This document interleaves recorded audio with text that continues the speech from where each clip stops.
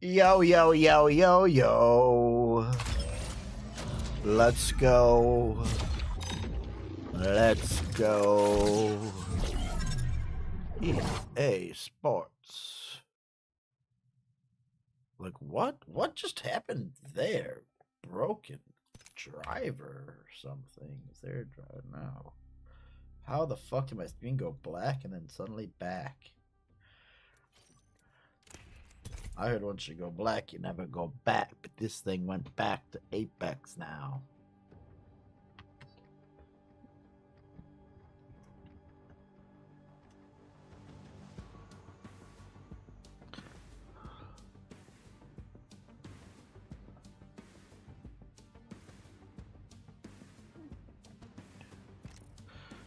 Yo, let's go get a win. First thing on, where do I begin? I mean, yeah, I'm definitely down to have roommates, but for me, it's like I can live anywhere. Like I can literally live in like a shitty house, and I wouldn't mind because I know that I'm moving around a lot. So like, I don't want to force my roommates to live in a shitty house. So then I'm just like, I'll just get like this the first house that I see that's cheap and like has good internet, and I'll just live there. But I'm also down for roommates, of course. But yeah, like my standard of living is very low. Like I do not need anything fancy or anything. But yeah, it'll be good. So it'll be like yeah, my own little crack den. So perfect, right?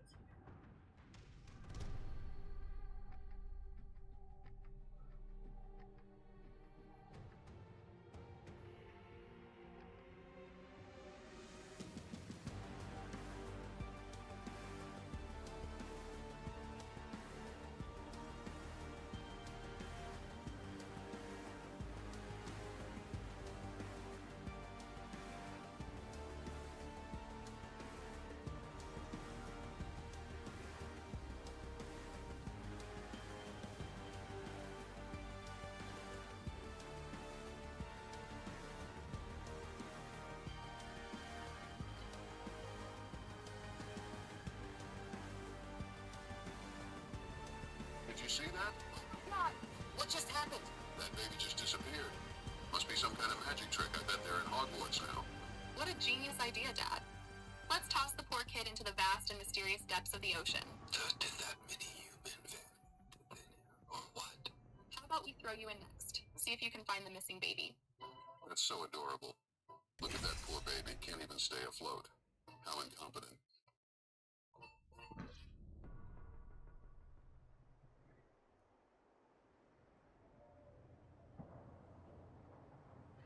Crip Mac returns to prison?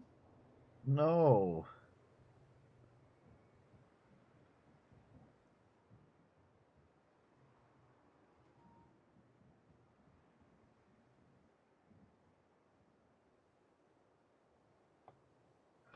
No, Crip Mac is in jail?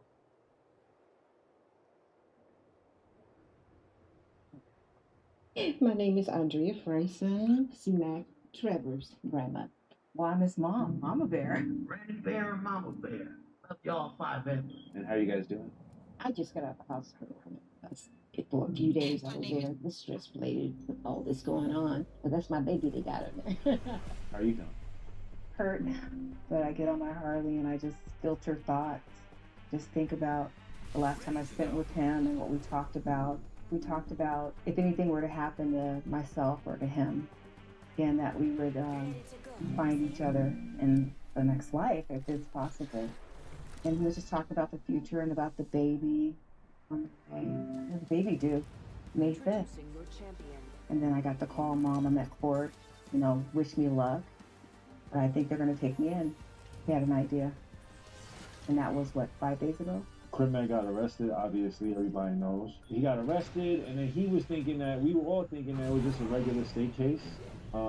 Because he doesn't have any acts of violence. He hasn't used any guns on anybody. He's never used that. And right now, the feds picked up the case because they're making him out to be like a career criminal.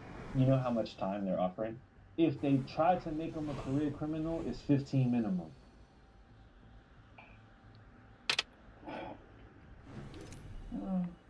I just want him home.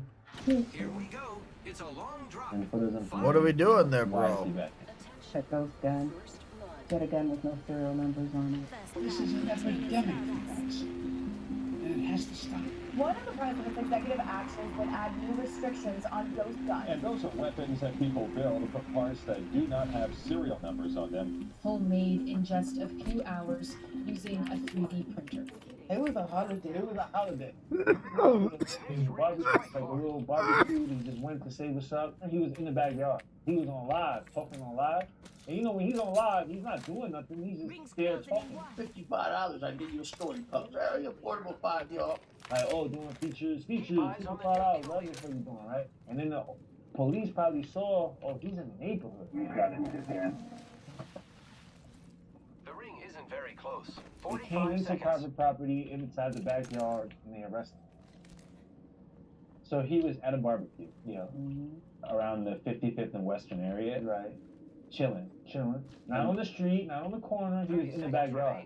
And then, yeah, they claim they found something. At first, I was shocked, but upon further research, it appeared that the conditions of Cripmac's probation in California actually took away his rights to decline search and seizure, even on private property. So long as the arresting officer is able to establish reasonable suspicion, like the smell of marijuana emanating from the home, or more than 3 alleged gang members being inside at one time together, that arresting officer is allowed to enter the property without a search warrant. So, on paper, LAPD didn't do anything illegal. That being said, I still couldn't believe that Cripmac, who's never been convicted of a violent crime, was potentially facing 15 years in federal prison, just for having a gun, which after all is a constitutional right, and seems quite necessary for self-defense purposes, given his tattoos, recent financial success, and high profile. So, to get a better understanding of why and how this could happen, I decided to sit down with lawyer and former federal prosecutor Michael Friedman to get some answers. My name is Michael Friedman, and I'm a criminal defense attorney, and I'm the founder of the Friedman firm here in Los Angeles. Before I started my own firm, I was a federal prosecutor for the U.S. Attorney's Office here in LA, in the Central District of California. So I prosecuted federal criminal cases. So what can you tell us about this? Cripmac is charged with being a felon in possession of firearms and ammunition. It's illegal if you're a felon to have a gun. That's the simple fact, either state law or federal law. So when you think about federal criminal law, it's more common to think about RICO going after the mob, or wire fraud, Enron, Bernie Madoff, these kinds of cases. A gun case is more often in state court. It's a little bit more of an ordinary case. The federal authorities in recent years have prosecuted these cases more and more because they're able to get harsher sentences. And so there's a big push to get guns off the street by imposing harsher sentences on people who have guns when they're not supposed to. There was an initiative when I was a prosecutor called Project Safe Neighborhood.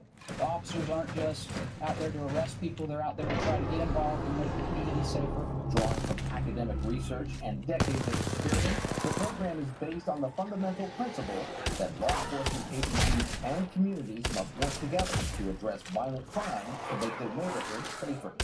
And essentially what happens is LAPD or any local police agency will coordinate with their federal counterparts like the FBI or the ATF. They'll adopt that case and they'll file charges like those against Cripmac. So now he's in federal court facing a federal charge. Still, I was confused. According to Dr. Friedman, Cripmac's case carries a 5-year minimum. Yet earlier, China Mac had mentioned that the prosecution decides to add a criminal minimum, he'd receiving 15 years. Dr. Friedman explained to me that all of this has to do with the federal sentencing guidelines, which have a mathematical equation to determine your offender level. Factors like gang membership can bump up your level, and in turn, triple the mandatory minimum sentence that corresponds with the crime you committed. So for every crime that's a federal offense, there's a guideline which tells you what the base offense level is. And then there's enhancements. So, for example, when I was a prosecutor, I prosecuted a felon in possession case where someone ran from the police and threw the gun off a balcony and it landed in a parking lot where some kids were. The guidelines tell you that if someone is a felon with a gun, they start out at a certain base offense level. But if they create a risk to human life in the course of committing the crime, add 2 levels or add 4 levels. All of that goes into a person's base offense level, and then you have to look at their criminal history. Yeah. So this just straight up tells you how long you're going to jail. Well, they're not binding on the judge, but the judges have to start by calculating the range. And most judges, generally speaking, more or less go with that. While these sentencing enhancements exist on a federal level, the city of Los Angeles has long done away with gang enhancements. They were eliminated in December 2020 by DA George Gascon, citing prison overpopulation and high recidivism rates. I eliminated sentence enhancements because sentencing enhancements doesn't necessarily create more safety and quite very often create more recidivism and they make us less safe. This resulted in the immediate freeing of rapper Draco the Rich, rest in peace. But on a federal level, these enhancements are still the rule of law. And according to Dr. Friedman, unlike in county or state courts, it's almost impossible to bargain for a lower sentence with federal prosecutors. They almost never lose, and only 8% of defendants end up taking their case to trial after feds make their initial offer. But why? Dr. Friedman says the feds don't prosecute unless they're pretty much certain they'll win the case. Cases that are prosecuted by the U.S. Attorney's Office, they're very tough. They don't charge cases unless there's really credible evidence and unless they feel they can really prove their case. What's the federal conviction rate? The federal conviction rate is incredibly high. I think the figure is something like 97% of people who are charged with federal crimes end up pleading guilty. Upon further research, I learned that many defendants only plead guilty because claiming you're innocent of a crime, even if you are, could result in being given an even harsher sentence if convicted. If you plead guilty before trial, you get a reduction in your offense level for acceptance of responsibility. It's usually 3 points. Sometimes it's 2 in lower level cases. So if you're looking at, let's say, 6 to 8 years, that could automatically become 5 to 7 years or 4 to 5. Because the guidelines are so severe and predictable, as you noted when you look at that chart, that's why a lot of people take deals. And the flip side of that is what's called... So like not like a little bit ugly, a little bit. Yeah, medium ugly? Yeah, medium ugly is dope, cause people just need too much. I got too much shit on phone. Yeah. Yeah. You wanna go on yachts and boats and shit. You take a medium ugly bitch on the canoe and she gonna be happy. She gonna be happy as shit. She gonna have a good time when I got there canoe. Yeah. Look for an OnlyFans model. Before Bella Poarch got famous, she lived through a traumatic childhood. What?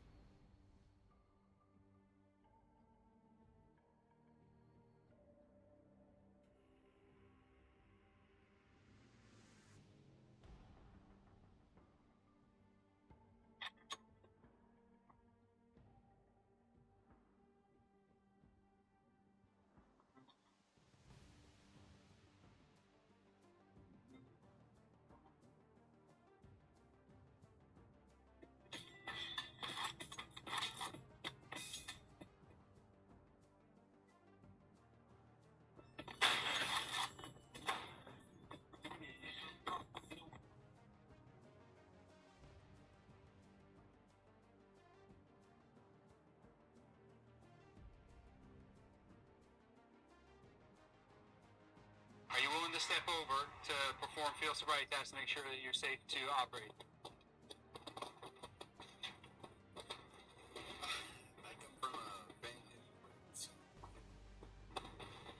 I'm not trying to entrap you. I feel trapped. I'm asking you just a simple question, sir.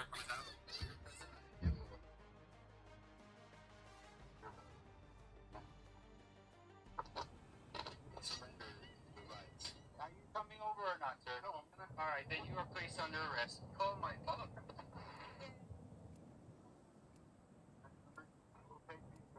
Rather than hang up the phone, sir.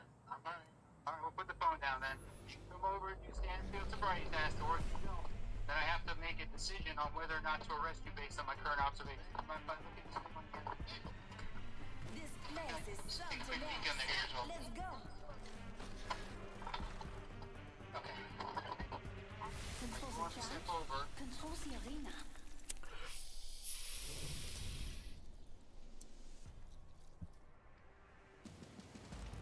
This is your champion. In case you didn't know, you get here by winning.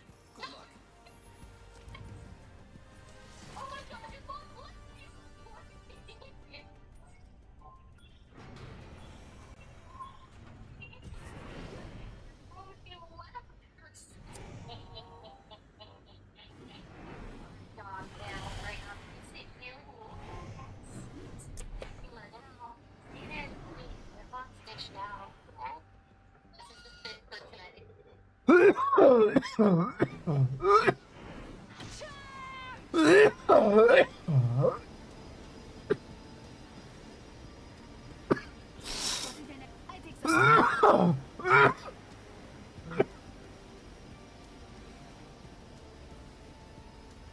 Cases.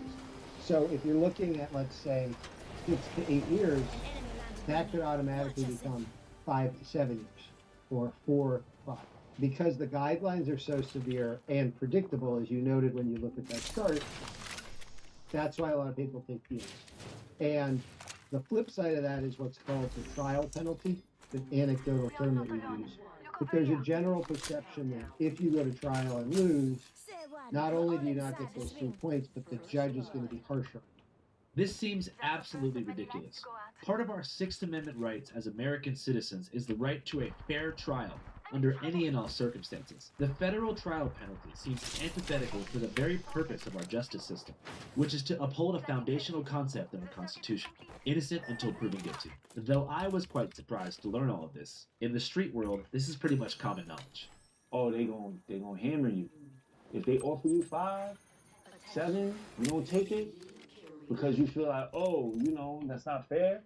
The next trip around, 18. The more I learned about the federal sentencing guidelines, the more scared I got for my guy Cripmac. It seemed that in all reality, he'd be lucky to get 5 years, which is fucked up to say. But Dr. Friedman said there's still a possibility Cripmac could get between 2 and 3 years if he immediately pleads guilty to a judge. A federal felon in possession case could be anywhere from 2 or 3 years in prison to 7 or 8 years in prison in sort of a garden variety situation. Some of that depends on the judge, how strict they are. Some of it depends on the person, and their lawyer makes arguments to the judge that although the guidelines may say 6 to 8 years is appropriate, you should take into account this person had a difficult upbringing. Or even though this person shouldn't have had a gun, that people will often argue they lived in a neighborhood where they felt the need for it. It's all these human factors that the judge has to take into account. I can't help but feel like Cripmac falls into that 3% of federal cases that deserve special considerations. This, I believe, is for a number of reasons, but primarily his diagnosed paranoid schizophrenia. Here's a video of Cripmac explaining his condition 2.5 years ago. I suffer mental illness, which is diagnosed schizophrenia. Schizophrenia. Voices, paranoia, type of bipolar type of. This is your champion. Bipolar type of illness.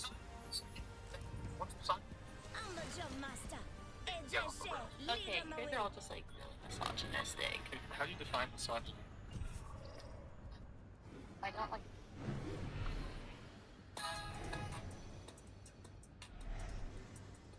I'm just asking how you define misogyny.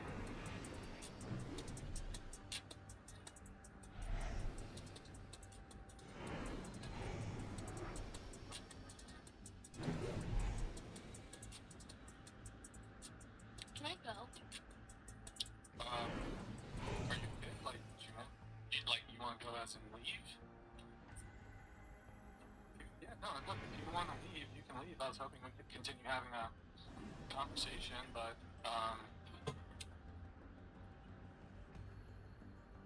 Shut up, bitch! Get ready, moving out. Someone's our first blood. And it's someone that's not me. That location interests me. Let's explore that ring. Yes.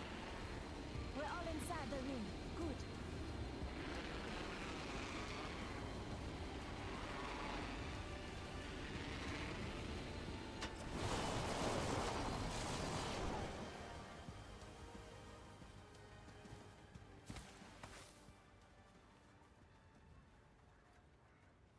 Yeah, I wish ODM Slim was here to help me figure out what this word I'm thinking of, a bipolar type of disorder.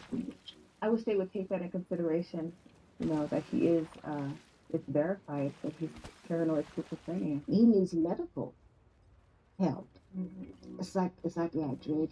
But from what I know of schizophrenia, he definitely needs someone that's know what they're doing about in that area.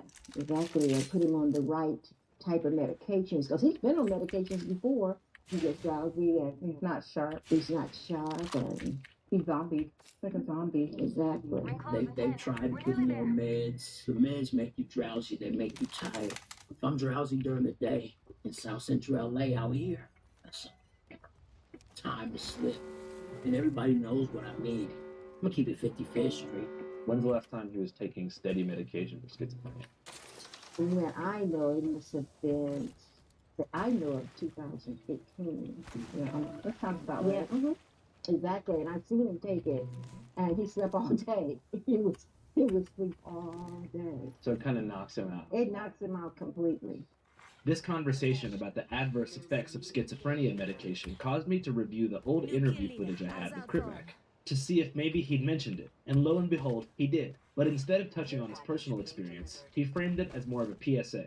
I recommend anybody that has a mental health problem that don't take pills, especially if they gangbang, because it's going to fuck up their head. They're going to end up slow, they're going to end up slipping and getting chipped on the streets.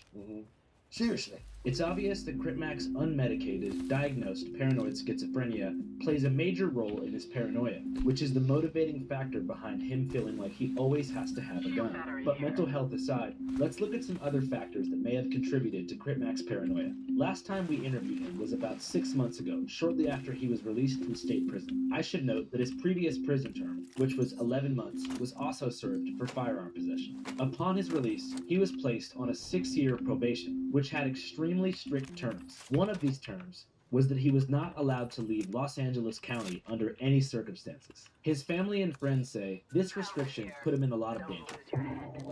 The city of Los Angeles insists that he stays in Los Angeles, where all the opposition is, all the ops, all the, the enemies. Does that make sense, Mom? Not to me, of course, but that's the way it is. So that means he can't even go to Six Flags. No. He can't even go down to Orange County. No, he really isn't supposed to go anywhere. He can't leave LA County. So if you can't leave LA County, right, and all your enemies is in LA County, I tried to get him to New York. I actually asked the probation officer if he could go to New York. It would be much better for him, for not just for his career, but for everything, And they said no. How can you try to change somebody and you don't let that person leave the place that is so dangerous for that person, and then you expect that person to just live like a normal human being when that person isn't that, you know what I'm saying? And I think it's just a catch-22 for him. Many of you watching may not understand how gang-infested the streets of Los Angeles are. Many of you may associate LA with comedy podcasters, luxury storefronts in places like Beverly Hills, and lavish upscale living in places like Bel Air and West Hollywood. But outside this very small radius where these kinds of activities occur, LA is home to an unlimited sprawl of gangs, which claim 80% of the county's territory. Now, Critmac's turf, which is the centerpiece of his identity and the only place in the city where he can find community and safety, is immediately bordered by 78 rival street gangs, including his mortal enemies, the Brims and the Hoovers, that are between 4 to 5 blocks away from where his house was. Gang politics aside, this is very sad because all of these rival gangs are actually part of the same community, and mostly all descend from the same lineage of Southern blacks who fled the post-Confederate South during the Jim Crow era. Critmac's grandmother, actually, left her hometown of Houston, Texas at 14 years old because of segregation. Oh, yeah, I witnessed all of that. I witnessed Jim Crow. I witnessed all of that. I was born in 1947.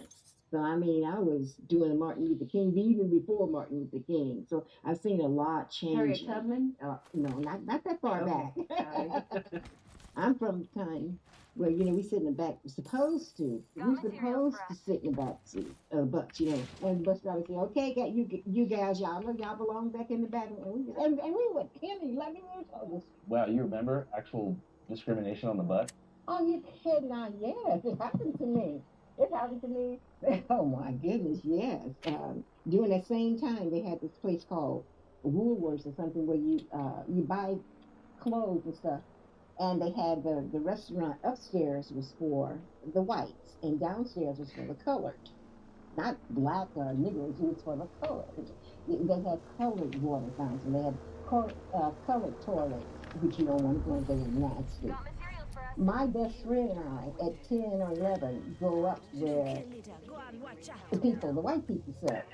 And the waitress said, "You don't find no running going up in here. You know you don't." But they wouldn't hurt us or anything, you know. They just wouldn't serve us. While Granny Bear never experienced any racial violence firsthand, exclusion still persisted. So Granny Bear, at age 14, decided to leave her hometown and head west to California for a new life. This was called the Second Great Migration. Granny period after Bear! World War II that brought over 100,000 African Americans from the American South to California. But unfortunately, upon their arrival, Black Americans were strategically redlined by the Homeowners Loan Corporation, who kept them segregated away from white society, primarily in South Central LA. This caused outrage, which led many to adopt Black liberation movements, and in 1968, the LA chapter of the Black Panther Party was formed on the corner of 41st and Central, very close to 55th Street. And they were not playing. Racist Gestapo pigs have to stop brutalizing our community, or we're going to take up guns, we're going to drive them. Soon the Panthers and law enforcement were embroiled in an all-out war, as evidenced by this raid on the Panther Party office on Central Avenue in Los Angeles in 1969. In the following years, the Black Panthers, as well as the Brown Berets, American Indian Movement, and beyond, were strategically infiltrated and disrupted by the FBI as a part of an operation called COINTELPRO, which arguably resulted in the assassination of Fred Hampton, Malcolm X, and Martin Luther King Jr. By 1971, when COINTELPRO concluded, Black liberation movements like the ones in LA had been severely weakened nationwide. And it just so happens around this exact time frame, the Crips began in South Central LA, which initially stood for Community Revolution in Progress. They had vague political undertones, but that wouldn't last very long. After the introduction of PCP in the late 70s and then crack cocaine in the early 80s, the Crips became a full-blown drug gang, free of any political undertones. I'm being chased! Legal turf war with the Bloods over territory and sale of crack. Since this conflict began over 45 years ago, tens of thousands of people have been killed, locking this community in a vicious cycle of vengeance and retribution, where each body leads to 10 more, and 10 more, and 10 more. And no one in the world of LA gangs has a more recognizable face card than Mr. Cripmac, who is the second most famous Crip in history, behind Snoop Dogg. So, regular civilian activities like going to the grocery store, the post office, or the laundromat could potentially be life-ending decisions for him if he runs into the wrong person. And the only thing standing between him and death in that situation is a firearm. In my opinion, forcing Cripmac to stay in LA County during his 6-year probationary period is a recipe for disaster, and I think it's by design. Yeah, it seems like that system is designed to put people back in jail. They are. In America, prison is a business. You know, prison is a business, so when it's a business, they don't care about, you know, keeping people out of prison. Because why? Because they're not making money on it. You know, they want people to be in prison. Every single license plate in New York City is made by prisoners. You know what I'm saying? How much should they get paid an hour for that? 35. And that's big money. For commissary, yeah. That's big money. They're coming to flank you, they're flanking you, flanking you! Yeah. You know what I'm saying? So, people making 15 cents. It is slavery. It is slavery. The difference is that they won't say it. Yeah, when they said, oh, no more slavery, they put that rule saying, oh, except if you're in prison for 13 months. Right. You know what I'm saying? So, shit, alright, we're not going to just come out and enslave everybody. We're just going to lock everybody up and just, like, you know, enslave them that way. That sucks. China Mac is not exaggerating. For example, at Louisiana State Penitentiary, aka Angola Prison, inmates are forced to pick cotton for 2 cents an hour. At one time, we made 4 cents an hour, and for some reason or another, the budget got cut. Which makes sense because before becoming a prison, it was called the Angola Plantation, one of the many properties of Isaac Franklin, who was believed to be the richest and cruelest slave owner in the American South. They don't want us to be better. They don't want us to be smarter. They don't want us to be free. They want us to be caught. They want us to be pigs, to be cattle. You know what I'm saying? So they could feed off of it. What the fuck they doing, bro? It's sad, bro, and it's sad to see Cripmac get caught up in that. So far, we'll try to craft you. Paranoid schizophrenia and how the dramatic travel restrictions ping it for me. Probation have put him directly in the crosshairs of his enemies. But there's another factor we haven't discussed, which is the effects of viral fame and the newfound risks and responsibilities that come with it. In our previous episode, CripMac Returns, we touched on this briefly when I asked him how his life changed after going viral, a transformation which Channel 5 had a lot to do with. Well, going viral, it made a lot of people watch it. The attention was on me. I'm like, all right, yeah, I see that now. Everything I do, the world's gonna watch. Some people, they just get mad about your famous people. How can we think? I don't know, the poor, a lot of people are poor. You have money and you make money, you just come up with that poor on that hell like that. In the internet age of cloud-obsessed fame leeches, viral fame presents a major X factor for someone already living a dangerous life on the streets. And CripMac knows this all too well. In the first year after going viral, he got beat up by his own friends for false claiming a different hood on Facebook 8 years ago. Then, a man from Indiana built an entire online following by pretending to be his dad. And in the past year, 75% of his girlfriends have tried to arrange his murder, typically after he refused to continue promoting their OnlyFans. And according to ChinaMac, CripMac receives between 2 and 3 credible death threats every single day, just for being who he is. He's a trophy out here. You know, people that live that life, people would, happily do something to him just to go viral on the internet. So because of that, he has to feel safe at all times.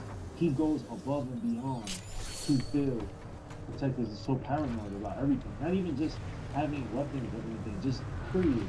Everything how he moves, Upon further reflection, I realized that CripMac may or may not be the most paranoid. Oh my god, how did I die out of that? Closer. 5 feet closer. When I first met him, about 2.5 years ago, it was as if he was expecting to be shot at any moment. You never know. You could have a great day, some shit like this. There's something Mickey happy. Thank you! Scrappy DP says, I don't give a fuck about these cameras. I'm gonna knock the thing. I'm gonna do destruction. And that was before he was viral. He's constantly looking around. Can you blame him? There are people who just want to see him go down just to see him go down. Yet that being said, getting to know CripMac over the past few years, I've seen him mature a lot.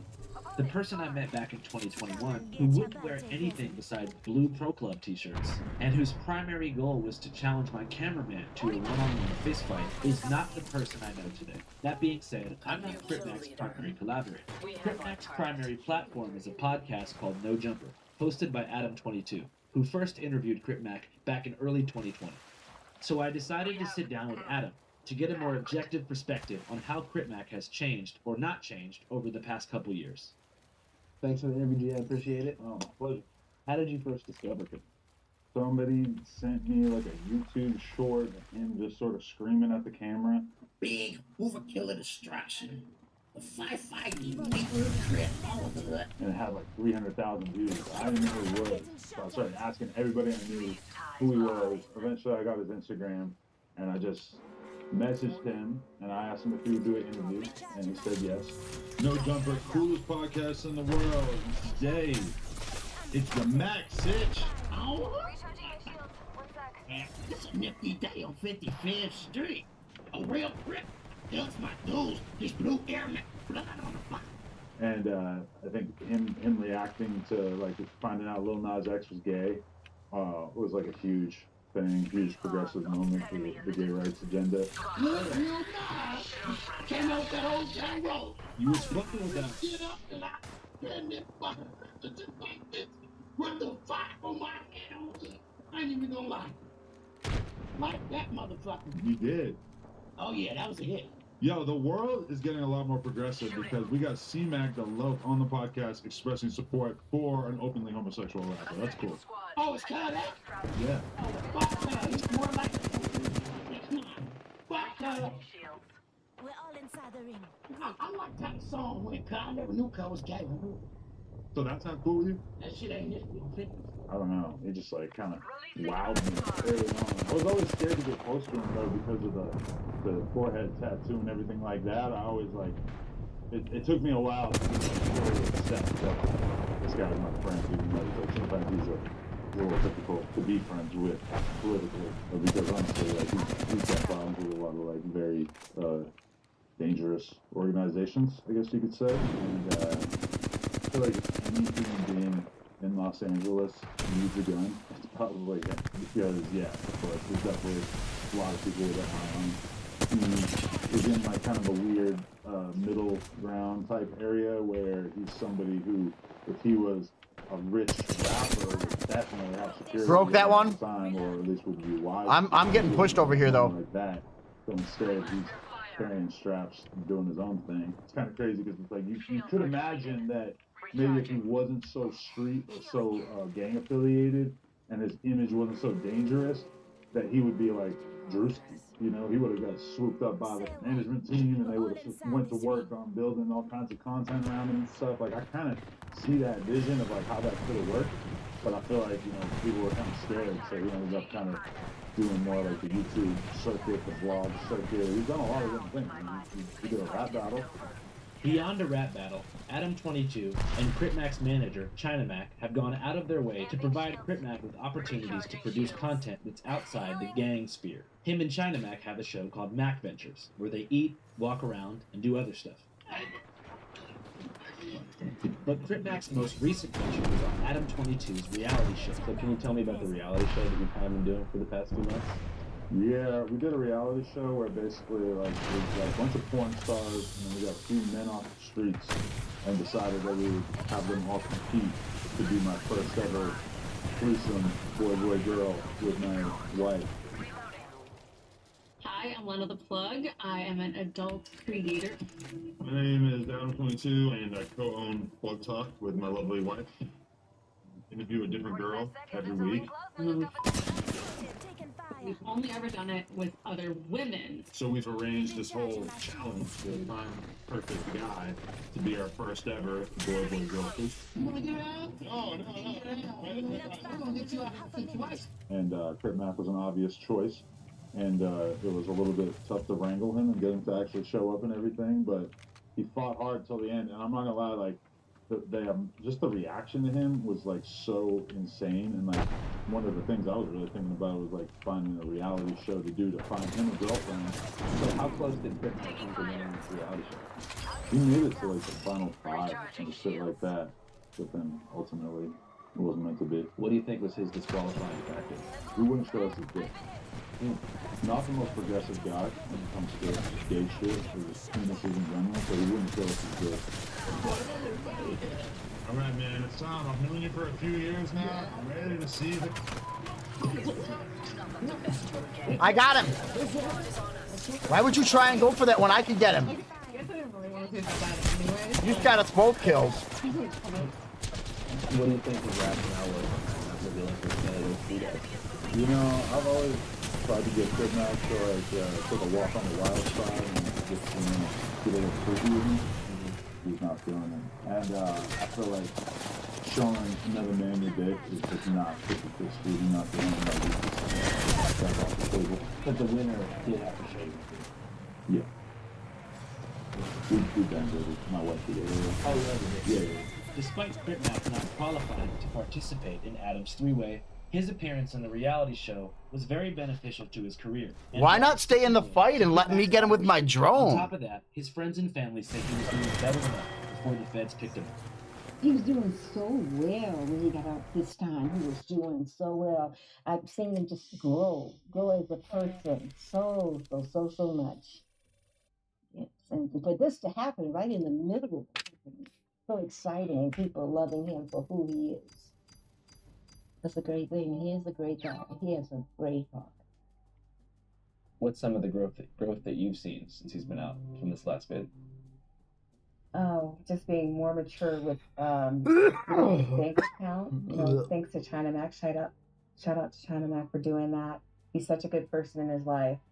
And during this time that he came home and I was really and I was with him a lot, he changed immensely. Like so much. Like you could just see him like just growing, just becoming more of an adult. Because I don't think he ever had that. He never had that. He's not like developed cognitively in a lot of areas. You know what I'm saying? It took you a while to understand him. Yeah, it took me a while. But he was talking. And like, well, he's like, and then it took him, and he finally got him, and like, then he started like changing him for the better. Like, well, he needs this, and he listens to. softballer, but she wanted to see if she can turn over a punt. And this is how a punt looks when it turns over. It spirals, reaches the apex, and then turns over to spiral down. This increases maximum distance and impact. She tried a lot of times and came pretty close. Eventually, however, she finally turns a punt over and was overwhelmed with excitement.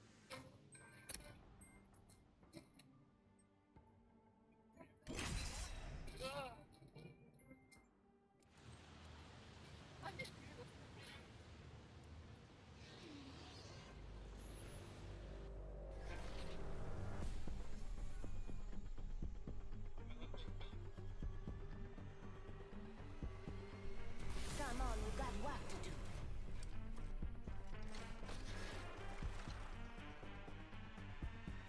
I know where we want to be. Follow me. Hone your minds to a razor's edge.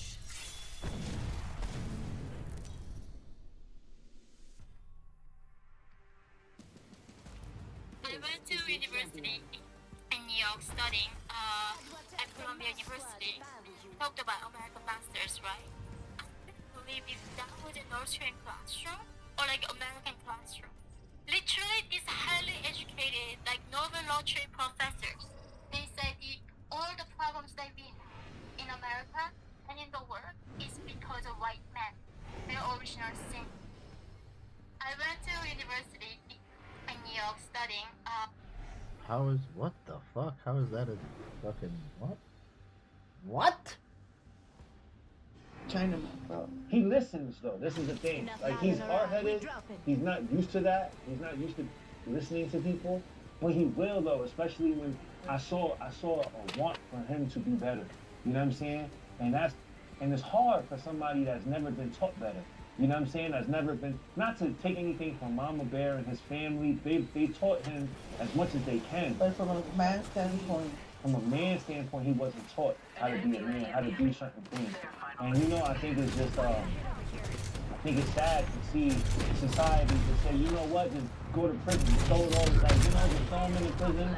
And this is supposed to be America. This is supposed to be a land of opportunity and freedom. You know, we're supposed to understand our sick a little bit better. You know what I'm saying? We're supposed to take those instead of just like lazily just throwing everybody in jail. And I think this is one of those cases that, you know, this man does not belong in prison for 15 years. That's crazy. Like, if he goes to jail for that long, I'm leaving this country. Bro, I had nothing. I don't know whose drop that was, but that ain't gonna work. I'm gonna go craft you something.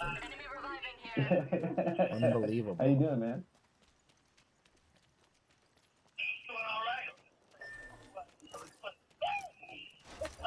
Recharging my shields.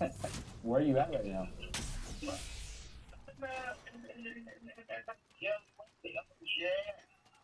I'm with Mama Bear and Granny Bear right now. Hey!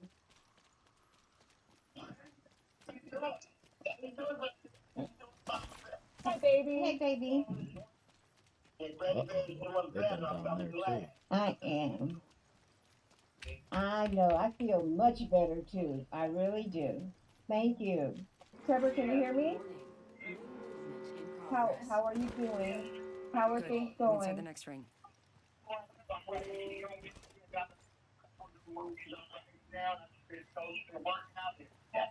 Yeah.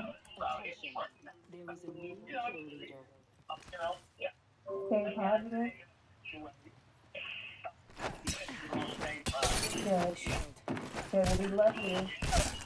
We support you completely. You know, mommy's here, of course. Care package being delivered. Yeah.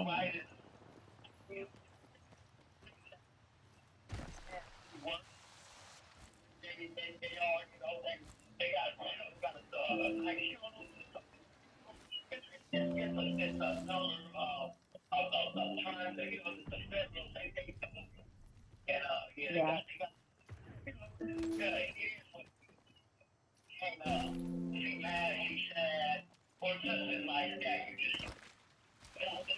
Right.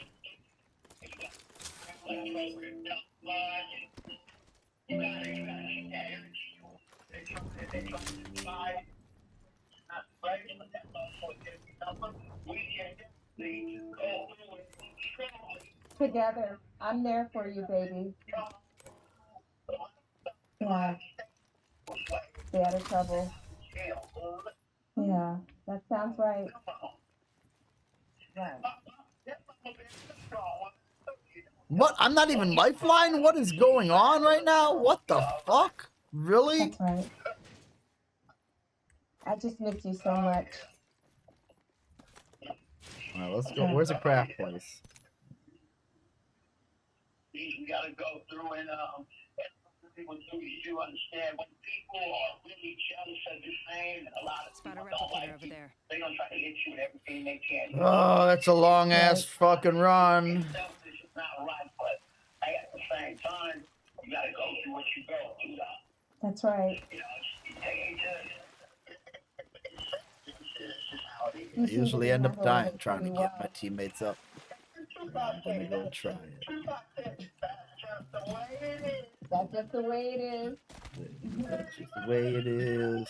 You're gonna be okay. Yeah, we listen to Tupac a lot. A jumper party. Yeah, in Ontario. Rose in the Weeds says, I believe. You will I be know, so babe. heroic Hey, or strong listen, or whatever. listen, do you have any messages for your fans right now?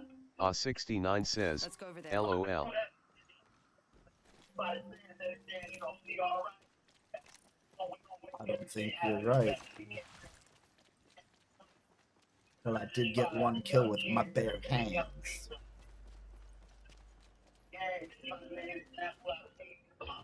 Gangster. So Care package over here. So gangster.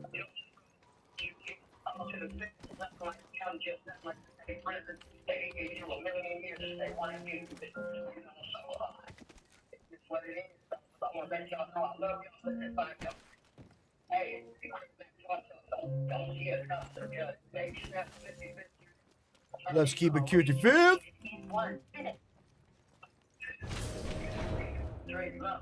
I love you, baby.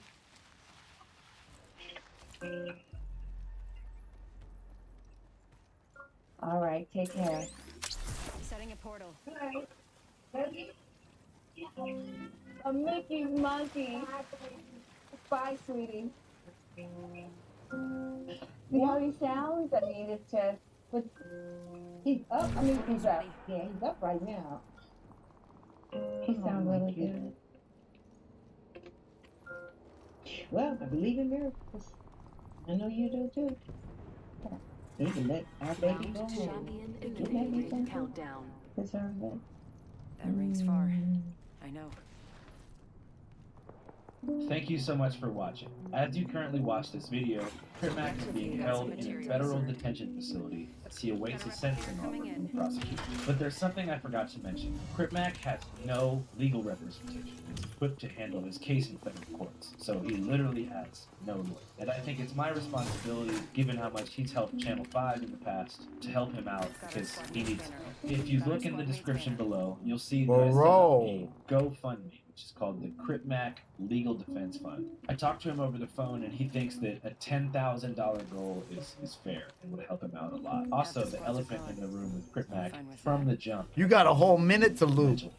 And give me the loot. Give me the loot. Substantial cognitive recovery. I think he has a really long way to go, and I definitely don't think that the federal correctional system would be a good place for him to initiate that mental health rehabilitation process.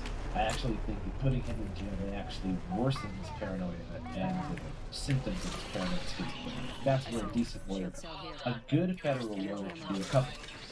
Suffers from mental illness. One thing they can do is bring out an outside expert mental health witness to testify in front of the judge before the sentencing offer is made, which, if done properly, could lead Critmac to an entirely separate judicial process, which is called the mental health courts. Being tried in the mental health court system would guarantee that even if he got sentenced, he'd have access to adequate mental health services upon his incarceration, which I think is crucial in his recovery.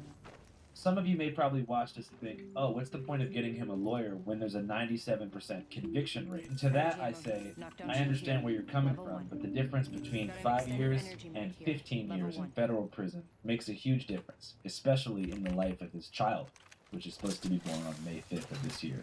Arguably, it was the absence of a father figure that caused Crip Mac to turn to the gang lifestyle in the first place, so I would hate to see that cycle repeated for another generation. Anyways, I'm going to contribute a couple thousand. If you guys could too, that would be great. Link is below. Channel 5 Live Worldwide. Fuck the authority. Channel 5 News. Channel 55. We don't fuck with customers. Heavy ammo. Got a 30-30 repeater here. Hello. What the heck Alistar is here. going on? Hello, it's Hank. This is my office at home.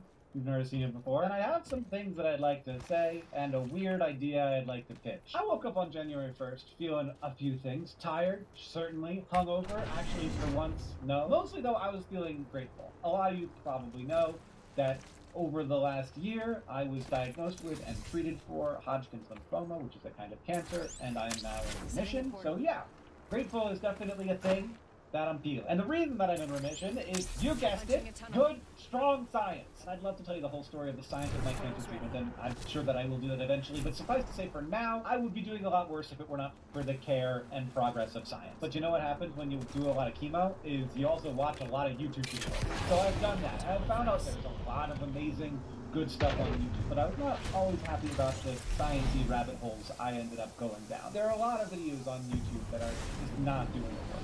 They plagiarize, they don't fact check, they exaggerate, sometimes they straight up misinform, they never retract stuff when they get things wrong, and they do all of it under the banner of science communication. I see this to some extent as a call for other people who are doing it well to do it better, to compete with those people. And we're certainly going to be doing that in every way we can. But there's a couple of reasons I'm grateful about it. One, SciShow is, in terms of audience size and viewership, still beating most of those people. Even though, of course, our costs are much higher than those channels, and our team has, there's a spider. It has landed on the camera, which unfortunately I cannot film for you because the camera is the device that we use to do the filming. This is why I don't vacuum. I don't have it in my heart. So yeah, our content costs more to make than that stuff, and our team is spending more time, not less, working hard to make sure we get stuff right. I am also grateful that there are people who want to help SciShow do the work that we do, and they find ways to do that. We want to give them more ways to do that. More about that in a sec. I mean, it is now on the land. I'm going to try that. People are sitting there watching me making the video. The SciShow right now has around 3,600 people who give to the channel. One thing that I know as a person who is familiar with the budget of SciShow is that we could not do the work without those 3,600 people. Because of the support, we have full-time people writing and researching and editing scripts and editing video and doing the graphics and managing the content. He's now headed further away. He's done with me. He's not interested anymore. Last year, more than 60 million individual human beings watched a SciShow video. That's not the number of views, that's the number of unique humans. And that is more than 10,000 people for every person who directly supports us financially. 1 in 10,000, 0.01%. That is a rare human. Is that a rare spider?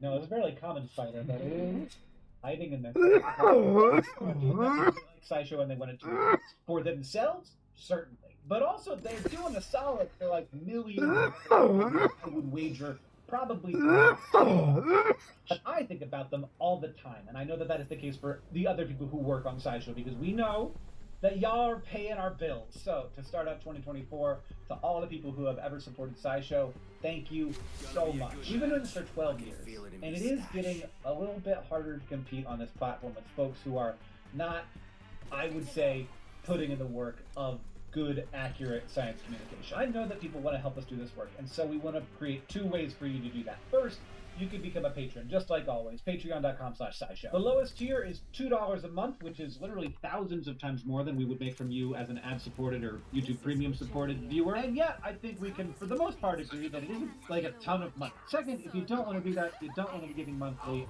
we are creating a one-time opportunity for you. The average SciShow Patreon patron gives $5 a month. That's $60 a year. And so what you can do is you can just give us $60, and I will send you a signed postcard. I will put the stamp on it myself, and I will take it to the post office. $60, Definitely too many dollars for a first shot, but it must be though, right?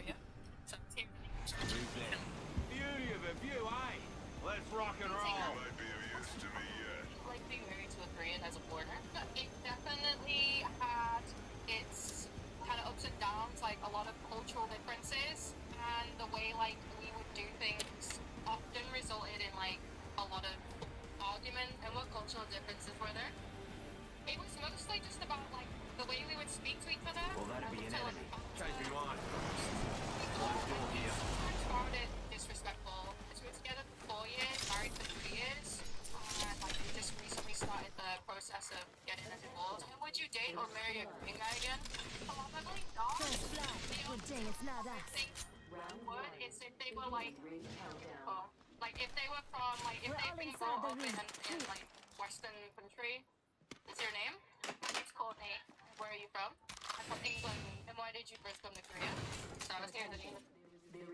Number of dollars, depending on your situation, for making sure that there is good, accurate, captivating science communication available through youtube.com/scishow for everybody. Not just the people who can pay, but everybody. You won't just be paying for you. You'll be paying for thousands of other people who probably aren't going to be grateful to you.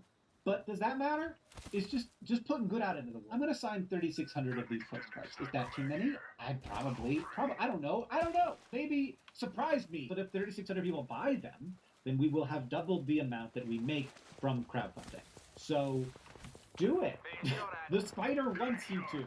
Also in the comments, name the spider. I have no idea. I got 2 what kind of handguns. heights to jump in spider. I don't know. Yeah, I'm not having gonna get it. We are of course going to figure out ways to keep doing this and to compete in an environment that has a Get lot his of card or different kinds something. of qualities and stuff, but to have a little bit of help from the community would be Or super I'll just craft you huge. guys. It would allow us to better support our team and to try out some new things that we are very excited about, hopefully trying out in 2024. And you can get one of the postcards at the link in the description. It should be very straightforward. You are clearly a person who cares about SciShow because you clicked on this video and you watched this far through the video. So thank you so much. I am extraordinarily grateful to you for your interest in and excitement about science throughout my treatment, which obviously sucked. I kind of had the chance to think, like, what do I like most about life? And wildly enough, just like seeing people learn things about their world and understand it better is like really high on the list. I was shocked. I took time off, but then I found myself writing blog posts about gravitational waves because I can't stop myself. And I'm glad that you love it too. Thank you so much. And thank you, of course, to the entire SciShow team who works so hard to make this show happen. What a wonderful first 12 years. Let's do 12 more. And let's see if I can get this spider to come say hi. Hold on. I have a little USB microscope. He's like, I don't love this. You're kind of freaking me out, man. He's like, no, I want to be on your thumb. One thing you cannot do. You cannot go on my face. Come over here. There he is. Success. Look at this beautiful guy. Success. I kind of can't believe we did this. So let me know what kind of spider you think that is. And also let me know what you think its name is. And then we can have a new mascot. Besides, little guy. Okay, I gotta end this video, so we can go back to the floor where I'm sure there's lots of stuff to eat. I won't nap you for a while. 10 years ago, I submitted pictures to this magazine. Peter McKinnon, 27, photographer, Toronto, Ontario. Found it. This is 10 years old. This is the Popular Photography Best of 2013. But first, before we even get into that, welcome to 2024. Welcome back to the channel. It's great to see you. I hope you had a great break. I hope you got a break. If you didn't get a break, I hope you had a good last couple of weeks. I took 2 weeks off and was sick for the entirety of said 2 weeks. So were my kids. Back in the office this week, very excited to hit the ground running, and I filled 2 field notes books over that 2 weeks of ideas, shoots, locations, coordinates, maps, phone numbers, names. So many fun things that I am itching to do. New year, new motivation, new inspiration. Hopefully, in the way I feel, absolutely is coming into a new year with a fresh start, filled with opportunity. And hopefully you're feeling the same way. So this video is to kind of motivate you, hoping that you go into 2024 feeling the same way I do, and this story may do just that. All right, so 10 years ago was a little publication called Popular Photography. This was my favorite photo magazine. There's a 70D on the front, and this is like before Casey Neistat even held a 70D. It's a little bit like a time capsule. Finally, a filter that likes to play dirty. Let's get wet. Wet. Nikon's newest was born to swim. Like, there's still Olympus ads in here. 10 years ago, I submitted pictures to this magazine because they ran a little contest called Your Best Shot. And one of my favorite things was picking up this magazine from the bookstore. I physically went to the bookstore and bought this magazine every single month that it came out. I eventually just subscribed to it, and that was really exciting when a new magazine would show up in your mailbox, and I would click right to Your Best Shot, and I would see what other photographers were submitting. I'd say, okay, and I would compare myself. I would want to kind of gauge, like, where does my skill lie versus people that are being published in an actual photography magazine that I subscribe to. But I'd go right to Your Best Shot, and I'd look up first place, second place, third place, and honorable mention. And I'd go, okay, well, that's pretty good. Or, you know what, I've got shots like that. And I did that for several months until I decided, you know what, I'm gonna submit my pictures to this magazine. And I did it a few times, didn't hear anything back until I submitted this picture to Paris. And you guys have seen this if you follow my channel at all. I thought it was worthy of being submitted. Built up the courage and did that, because no one's gonna do that for you. You gotta do that. A couple weeks later, I got an email that they were going to use it for Your Best Shot, but they didn't tell me what position it was going to be. They just said, we're going to use your picture in Your Best Shot. It wasn't until about a week or two before that issue was about to be released that they then emailed me again and said, congratulations, you've actually won first place. That is a prize of $300. I made it! Look it out, but I'm blessed. Put it to the test. For the rest, there is no contest. So what's next? Got me leveling up, I'm obsessed. I bring the fire like I'm possessed. Let's go. Dinner's on me. Drinks for everyone. Put on your best clothes. We are going out tonight. My life was about to change. This magazine ships. I go to the bookstore. Kick the door open. Excuse me, can we help? I got this. I walk right over, grab the magazine issue, flip through, and does it not become the centerfold of the magazine? First place, $300. Peter McKinnon, 27, photographer and cinematographer, Toronto, Ontario. Was there going to be like a book signing? I thought it was all going to change. Let me read you a little excerpt. It says, I like finding the tallest structure that shows off the most popular building. A lot of people like going up the Eiffel Tower, but then my skyline shot of Paris would be lacking. I converted it to black and white. I think Paris looks beautiful. Its color is stripped away. Let's read this and hate myself.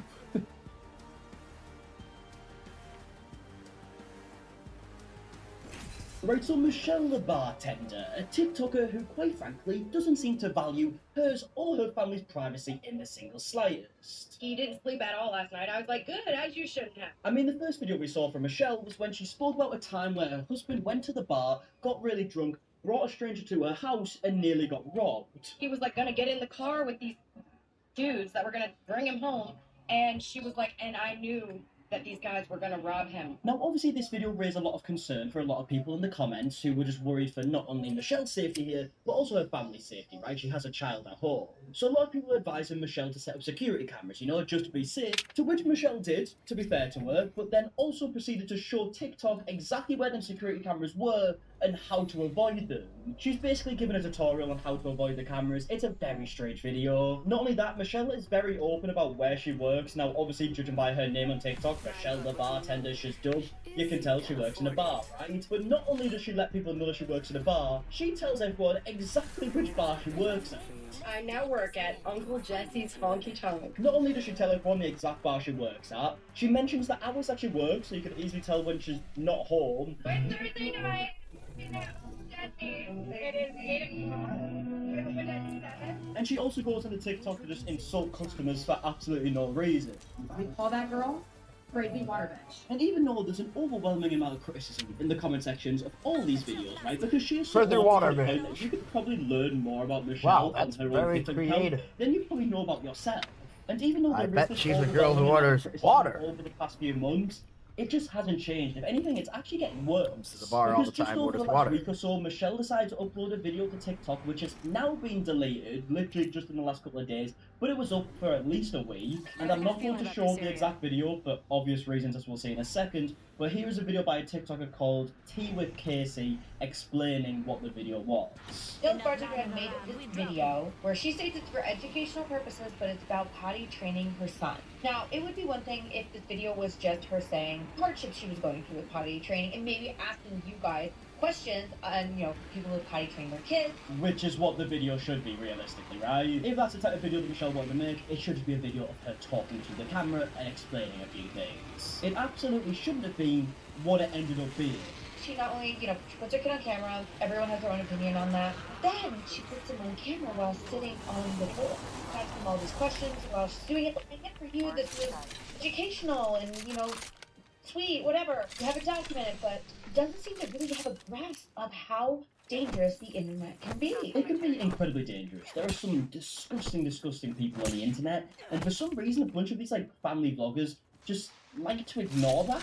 I guess it's because they're earning a lot of money from these videos, so they don't care, that's their main priority. But how grim is that, to put money over the safety of people and children? I mean, look how many saves are on this video, right? 651 saves. Now, I don't feel like I should have to explain why that is incredibly worrying. You've got to think about the type of people that might have saved that video. Because again, this is something that we've seen before on a much bigger scale, actually. But quickly, while we're still in this video specifically, you can see why this could be extremely worrying, because as we can see by this Reddit post here, talking about the actual video itself, they've said, "When I tell you my jaw dropped. Michelle filming her son struggling to go to the bathroom. Camera directly in his face, pants down, etc. How does TikTok allow this? Why would a mum post this?" And obviously, as you can imagine, all the people on Reddit replying to this are also very, very worried. But it did actually remind me of a situation on TikTok that many people spoke about and were extremely worried about maybe like over a year ago at this point, it feels like. And it was all to do with the Ren Eleanor TikTok account, which was an account where a mum was posting videos of her child all the time. And in these videos, there were a worrying amount of not only saves, but a very worrying amount of comments too. I mean, looking at this video from Repzilla talking about this situation, he actually shows some of the comments that were left on these videos. As you can see, absolutely grim. You can see the number of saves on these We videos. lost this one picture has got already. nearly 400,000 saves. You can also see some of the most disgusting autofills on the searches, right? If you just type in Ren Eleanor, some of the autofills that come up are absolutely grim and extremely worrying again. Is he back? This was happening for so long, and the mum was just ignoring it for a long time, and she eventually responded to this, and basically said there was nothing to worry about, and these were false rumors. TikTok analytics show that my followers are 76.8% female. That's more than 13 million females, including lots of moms. I mean, what a pointless fact for a lot of reasons. She says there's like 70-odd% females that watch her videos, right?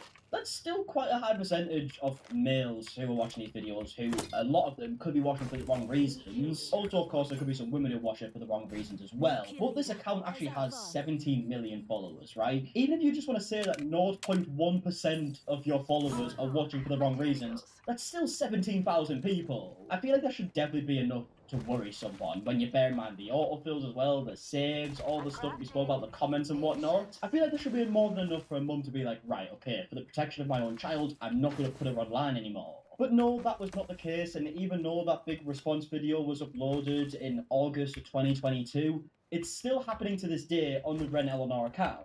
I mean, here's a video just from a couple of months ago. I'm not going to show it, right, but it's just the child, Ren, looking into the camera. That's basically it, and it's got 300,000 saves. And the comments are still filled with people worrying, right? I mean, here's one saying the saves are a little concerning. No. 86.5k saves is crazy scary. I mean, it's way more than that now. 155k saves, again, it's way more than that now. But yes, it's extremely worrying, but she doesn't seem to care. I mean, I bet she's making a ridiculous amount of money. I also saw this clip on a TikTok account called Mum Uncharted, where she talks a lot about family vloggers and whatnot. I would highly recommend the page, actually. But in one of her videos, she shows a clip from a YouTube guy account disconnecting called again? or something like that, you know, one of your classic family vloggers. And what she says in this is extremely worrying.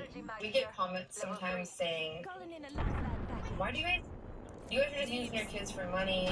Why do you exploit your kids like that? Like, that's dangerous. With, like, pedophiles and things like that. And I just try not to think of it that way. Isn't this people just put negative like on everything?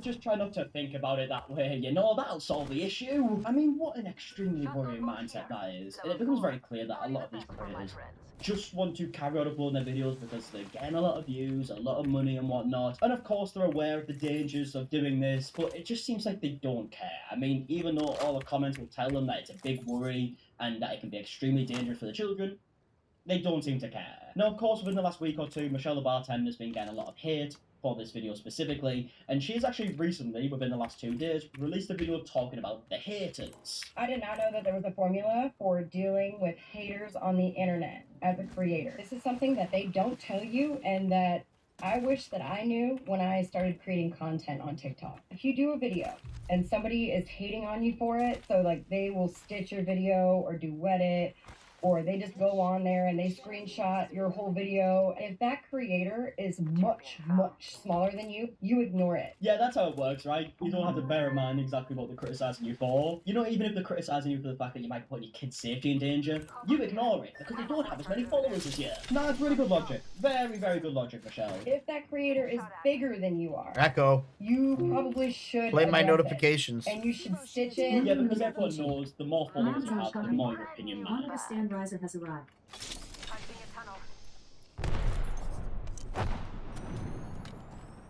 Getting shot at.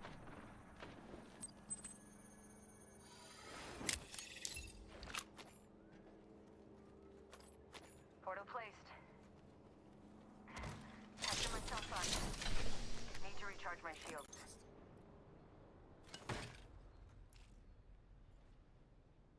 Where were you getting shot from? Round 2.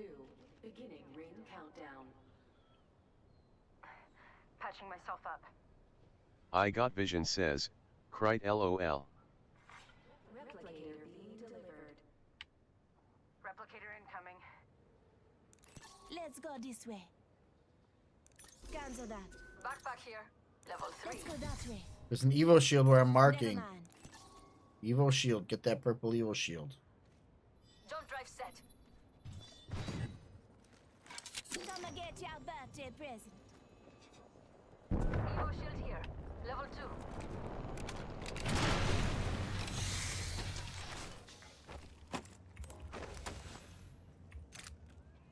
Enemy there. Well, let's avoid that and get up behind this.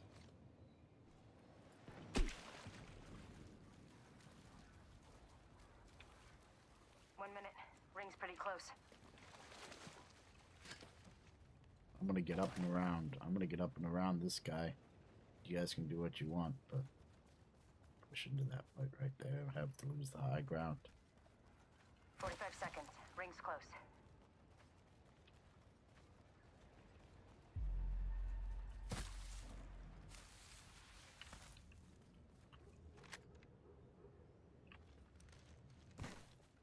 We've got 30 seconds to get to the next ring. If you go down, I'm not carrying you.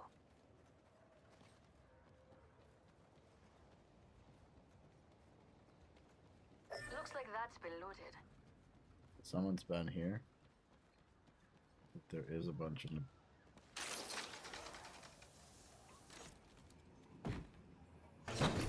Check it. Got some materials for us. Found some Backpack materials. here. Level 2. Standard stock here.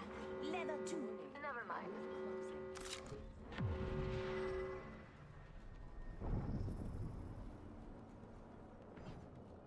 My favorite kind of loot. The kind that's all mine.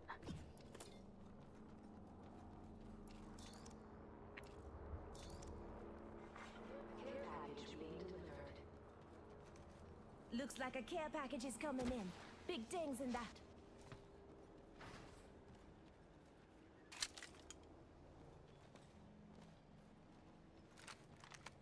Throwing jump drive. Half gone, half left.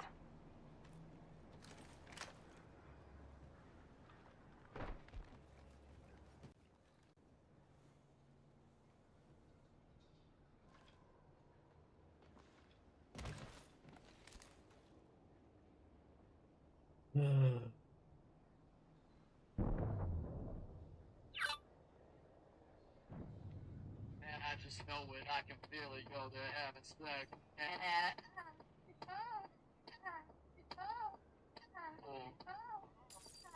Oh, look. Materials.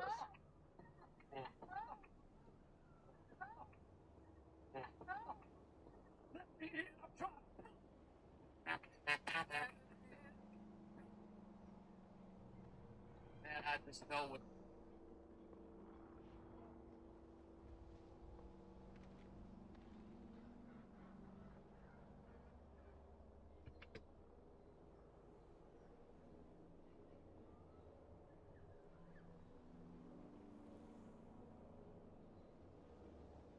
Care package over there.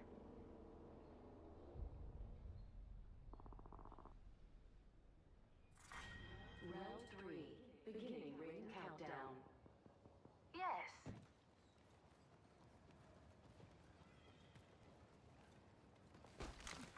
Attention. Delivering replicator. Got a replicator coming in.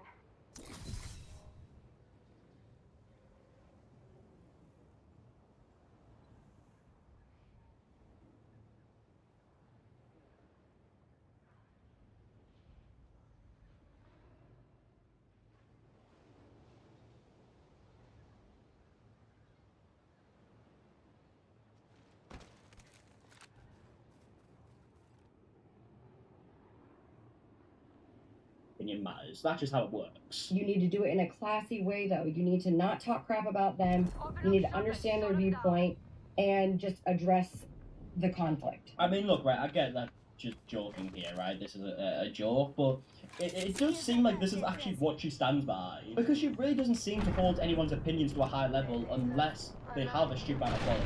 People have been telling us for months now that her videos are very, very dangerous for numerous amounts of reasons, and she just doesn't seem to care. Either way, it doesn't really matter unless you let it affect you and your content and your life and your mood and your vibe. If addressing these commenters would hinder you from doing you, do not address them. At the end of the day, post what you want to post. Fuck the haters. Fuck them. Fuck the haters, fuck it. I mean, it's a bizarre thing to just call them haters. Fuck the haters, The vast fuck majority of them. negative comments I see in Michelle's videos is worrying for her children's safety because of the video she posts. I wouldn't really call that hate, I would call that massive concern. But one thing I do want to mention at the end of this video, to leave on a bit of a brighter note, it seems like Call that certain online states in police. America are starting to catch on with the fact that parents are starting to use their children for content. And it really is becoming a form of child labour at this point, right? I mean, the kids are basically actors that are on screen from like the minute they're born, basically. And the reason why these parents make so much money is because of the children. If it was just the parents, they wouldn't have anywhere near the size of audience that they do have. Well, it seems like a few laws are starting to take place that are going to protect the children a little bit. Not so much protecting them from being on film in the first place, but money-wise, it could protect them. Ohio representatives introduced legislation aimed at protecting kidfluencers. And it also seems like they're doing something similar in California, as we can see by this article. Now, they both differ slightly, but I would highly recommend reading into it if you do want to see the more specific details. But basically, it's been put in place to protect these kids who are being used for content on YouTube. And in the California one specifically, it says it's requiring content creators that feature minors in at least 30% of their content to set aside a proportionate percentage of their earnings in a trust for the minor to access when they reach adulthood. And also looking at a line from the legislation in Ohio, it says here, in addition, it would allow kids to sue their parents to access their money when they turn 18, and also let them request the removal of any content featuring their image or likeness. Now again, it's not going to protect them from being used in content in the first place, but I mean, it seems like they're catching on a little bit, and it seems like they are trying to change some things to protect the children a little bit more, and I mean, it's a step in the right direction, even if it is just a small one. But I do think over the next few years, there are going to be new laws and legislations put into place that are going to protect the children more, because this is just going to be an ever-growing business for families, right? It seems like a lot of families now, as soon as a child is born, they see it as like a business opportunity, and they start filming instantly, and it's mental. So who knows what will happen in a few years? Hopefully there'll be more protection put in place, but I mean, it's something, I think. But either way, I am going to leave the video there. If you did enjoy, please do like down below, subscribe if you are new, let me know your thoughts as well in the comment section, and until the next one, I'll see you guys in a bit. Alright, goodbye. Okay. Yeah, they know everything. When is this? Is this like a new one? Is it open now? Yeah, we are open 17, and then there's a people, so you This time will be different. 10 seconds, the ring's Oh, awesome. 4 days. Okay, cool. No, Tectone and Canoe told me to come. No, I'm just giving you shit. I'm sorry. I'm so sorry. I just wanted to hear your sales pitch. I'm sorry. I really...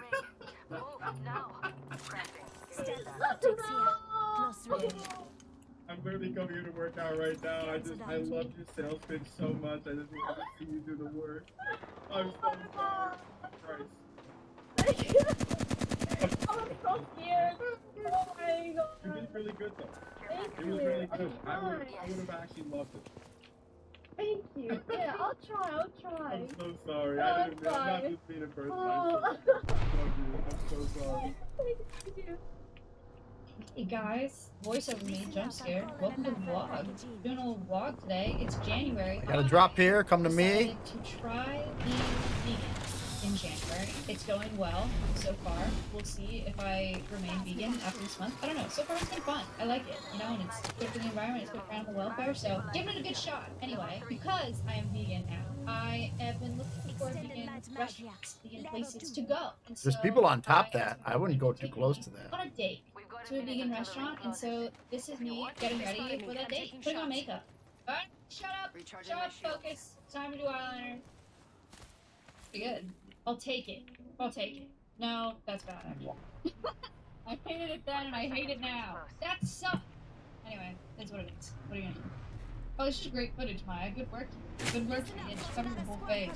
Keep it up. That's what I'm talking about. YouTube. No, I hope you guys like these videos. Like and subscribe. I'm not gonna show you my face. I want to jump off that edge yet. Makeup. Done. Hey, what's up, everyone? Guys.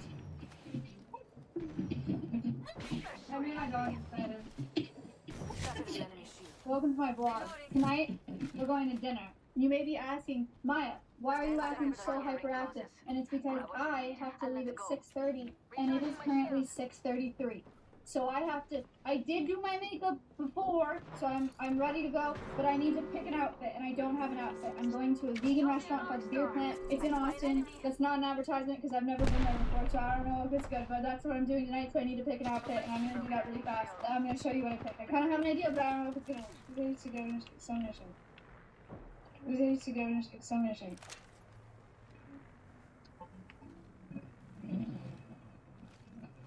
Fit check! It's so dark. Yeah, we just stand on the table. It's like cool jellyfish dress. Are you kidding me? Well, this kind of sick, no? The bow's important. Wow. I feel it screams me. Stop! Stop! We gotta go. Alright, here I am in the car. Time to go. Time to go to the vegan restaurant. There are my shoes. Here we go. Whee! My biggest objective of going to this restaurant, I feel, is that I don't want to be a vegan that eats a bunch of salads and Mediterranean bowls and salad. I just don't like salad. I wanted to find restaurants that had really, like, party foods, you know? I like potatoes, bread, things like that. And so I found this place online. It's called the Beer Plant. I said it wasn't an ad because I've never been there. Now I've been there. It's very good. And here's my fit check. Oh, I tried to put the car lights on. I hated vlogging this experience. I can't go back down for you. I'm sorry, dude. I don't know what you did going down there to begin with, but they fucked me up as soon as I went down. We sat down. Look how cute this table is. Wow, so nice. Look at this menu. Chunky fries. I got. Where was I getting shot from? Can you ping them? Vegan crab cakes. They're made with heart of palm. And then they have vegan Wellington. How cool is that? It's like beef Wellington, but it's a frickin' mushroom in there. That's what I got. These are the crab cakes. It's really freaking dark. It's so dark at this restaurant. I'm so sorry. It's really dark. It makes it grainy. I did my best. That's all I can give you. But here's a crab cake taste test. I bet I'm not going to say anything in this video, but I'll tell you what I thought of it in this voiceover. Looks like a crab cake on the inside. Its texture looks like a crab cake. Pause.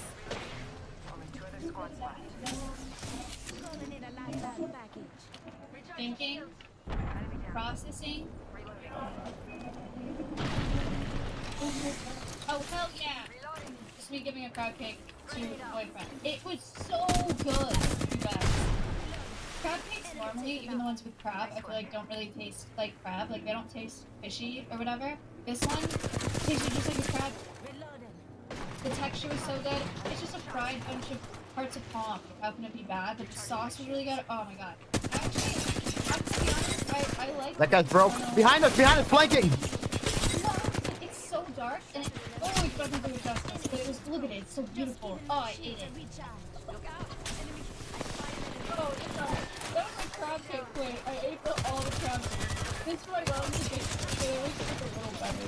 There were purple mashed potatoes, and there was Wellington with a fat portobello mushroom in it. No!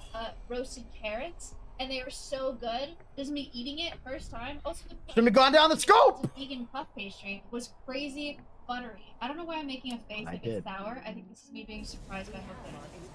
Yeah, you could see it in my eyes. Then I got Oreo cheesecake, also vegan. It was so good.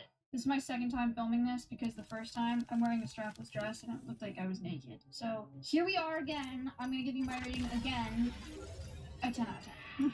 The restaurant was amazing. I was very impressed that it was all vegan options, but they were all really cozy foods, like hearty, cozy foods. My favorite thing was the crab cakes, and then the beef Wellington, and then the cheesecake.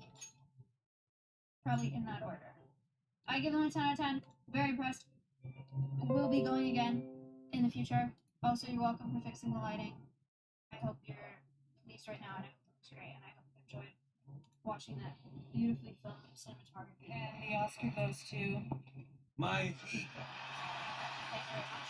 I don't know what you think about this stupid, slow, boring poo-poo vlog. Like and subscribe if you want more slow, boring poo-poo. God, let me go grab that shit from outside while I launch Valorant.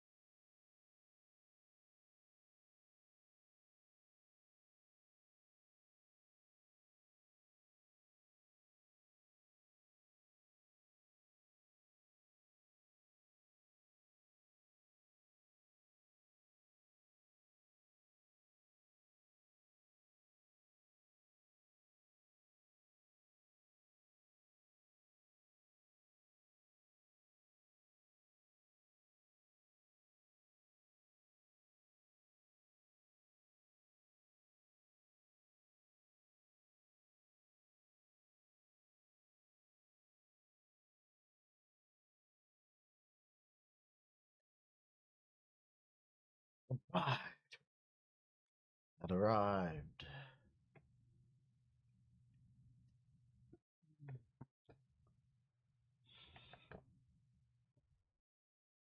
I'll see you in the next one. Boo! Welcome to voiceover, Maya. You might be wondering, Maya, what the hell was that? You might be like, Maya, that video was not good. You did not do a good job vlogging that, and you're right. I just want to tell you guys, halfway through going to that dinner, I stopped vlogging because I was like, it's so dark in here and it looks so bad. There's no way this is gonna work. So I kind of stopped trying to film, and that's why there's not very much footage. So hopefully it was enough, and hopefully you didn't hate it. But anyway, I'm vegan this month. Maybe you should try a vegan meal every now and then. It'll be good. Give it a shot. Eating less meat's better for the environment. Think about it. Anyway, thank you for watching. Sorry that it was not the best vlog I've ever done, but I thought might as well still put it out there. So if you like it, like and subscribe. See you guys later. Goodbye. Also check out the Sanctuary so you can see more. I'll be a sanctuary everywhere. YouTube channel.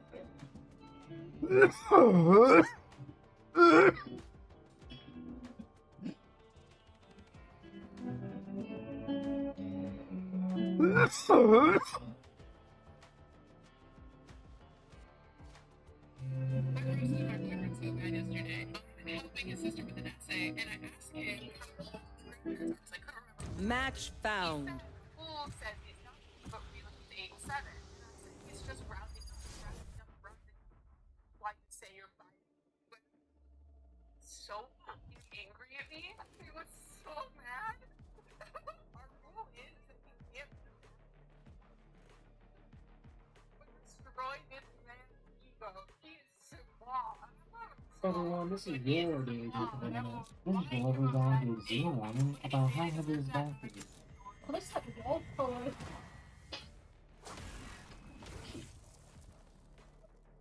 Everyone, this is your daily Hello! This is delivery guy gave zero warning about how heavy his box is. What is that wall color?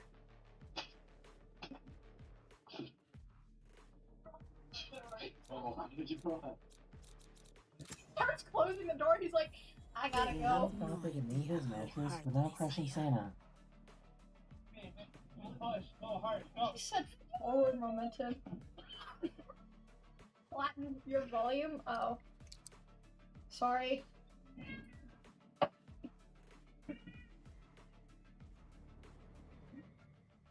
A student was misbehaving, so the teacher called their father on the phone, but that phone number was actually for their best friend. Yeah, I really appreciate it if you could have a sit down with Angel and tell him what his job is as a student. And, okay. And he seems to be short of me.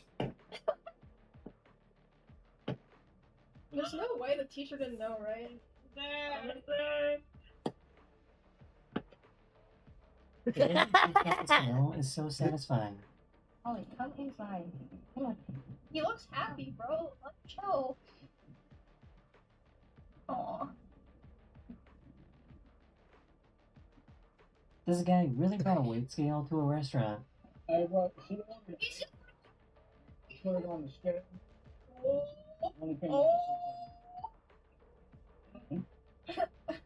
That waiter's pissed. Oh my god. These students spent a long time practicing for the Christmas concert. Dude,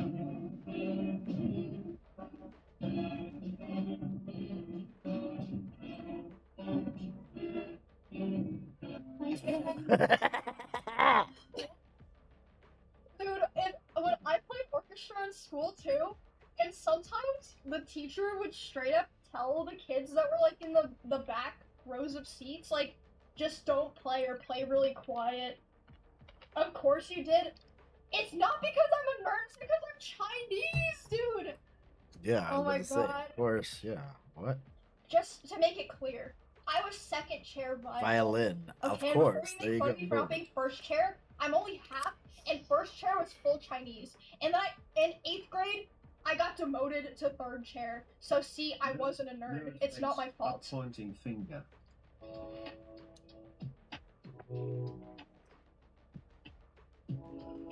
What? I was happy though.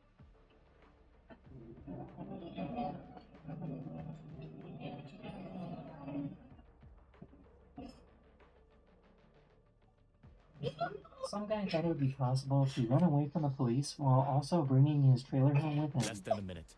Let's plan. Yes. That is the end of this video. We hope you enjoyed, and I'll see you guys again very, very soon. Later. I don't understand how trailer homes work. Like, how do you? I don't understand. Hello. I don't understand.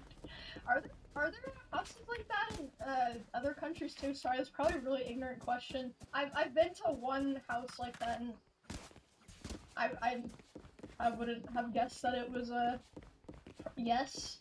Camping grounds usually. It's called a caravan. Nope, we do not use cardboard. They're not made of cardboard. I don't know. Everyone, this is your daily internet. These parents got so mad when they found out he got tattoos. shot. Oh, there's many coming from behind. Flanking. 1 tree, 1 tree. Good trade. This guy was loading up his car when he realized that he forgot his wallet. Stay in sight. Wait, what just The amazing thing is that he didn't get hurt. Wait, what happened? Loading up his car when he realized that he forgot his wallet. 30 Sky, What 35 happened to Sage. Scrappy? He's so lucky though. Scrappy, please be quiet. I'm trying Last to player standing. Fucking God. Lightning? Oh, The amazing thing is that he didn't get hurt. No, it does not Jesus. when I go to work. I hate this dog. One enemy remaining. Demon dog. Disgusting. Wait, can you guys hear my stomach growl? No noise gate? God. I'm just curious if somebody picks it up now. Wait, Nice. just now? Okay, take it. Here's the thoughts win. Yeah, no. Sage, showing us how it's done. Thank you, Scrappy, for being quiet. I'm Nice. sorry It's that. bad whenever I had other Nice. people in my Please forgive room, me. but Nice. I have a very noisy stomach. Whatever. I'm just gonna stop acknowledging it. Scrappy, say something, please. Forgive me. Don't worry, the bird was okay. Stop acknowledging it. You guys. Don't worry, the bird was okay. Buggy.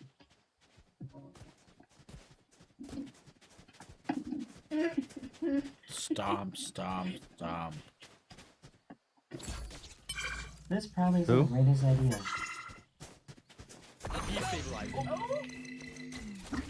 Yikes. Scary.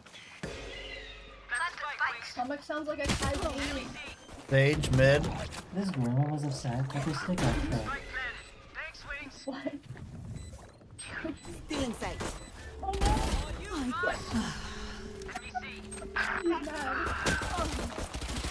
I love it. Oh. This YouTuber made a really cool bow and arrow device. That thing would fucking hurt. Oh, that's sick. Cutting their vision. Last player standing. What? Yeah. Wait, can I brag for a second for people who've never seen it? Once I went fishing about a year ago and I caught a baby shark. Wait, let me pull up the picture. Let me pull. Sorry, that just reminded me. One time, yeah. Okay, but it was. There's more to this story though, I guess. Hold on, I'm looking for the picture because I have a picture to prove it. Wait, where is it? I didn't delete it, did I? Oh my God, when did I go to the beach in South Padre? I'm sure someone here. Do you actually? See? I'm I having caught doubts. it. Yes. It was on May No. 25th, 2022. How do we know that's you? Impressive. The pants? Who else would wear pants like that in public? Although, like, I didn't, like, fully organically catch this myself because what was happening on the boat is there was this dude that was, around my age that was talking to me and he was like, oh yeah, I'm like a semi-professional boxer. I was like, that's nice. And then he starts asking me, like, can I get your Instagram? And I was like, Cutting their vision. oh, I don't really use Instagram What? things besides, like, quote-unquote my job. And he was like, oh, you have a Snapchat? And I was like, player I don't standing. have a Snapchat. Spike And down. he was like, A. oh, do you have like a this? And I was like, I don't really use that. And he just kept asking me. I was like trying to like not, because we were like stuck on a boat together for the next like Stay 4 alive. hours. I want their And then life, this not dad that's with his wife comes over to me, and he's like, hey, you want to borrow my fishing rod? It's really juiced up. And it was like a really nice fishing rod, and he was talking to me, he was like, yeah, I was like, I felt kind of bad for you. And you reminded me of my daughter that went off to college. So I was using this really juiced up fishing rod. I probably wouldn't have caught it otherwise, but yeah, that's the story anyway. Sorry.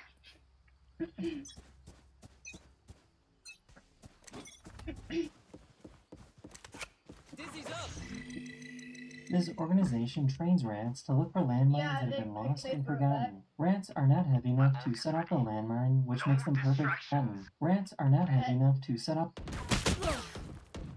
You got one plank in the sky. Can I get a heal sage? Lost and forgotten.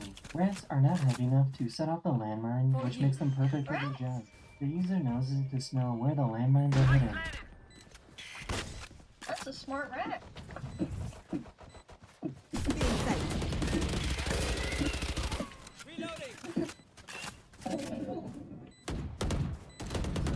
Sit down. One enemy remaining. Just a heads up, my next video is my best of the internet video. It's my biggest video of the year, where I show all the best clips from over the past year. Okay, later. I'm gonna watch that, and y'all are gonna like it. Hello everyone, this is your daily dose of internet. Flawless. Degenerate streamer. I'm not a degenerate streamer. What? If they try something, I'll see it. Spike is here. You know what's a lot bigger than the action videos? That is so dumb. Is a stoplight. This is the eye of the centipede. How do you get that? It's 20 times better than humans. You can see how the eye acts like a magnifying glass. That's why they're so hard to catch. Oh, it's a bitch eye lens.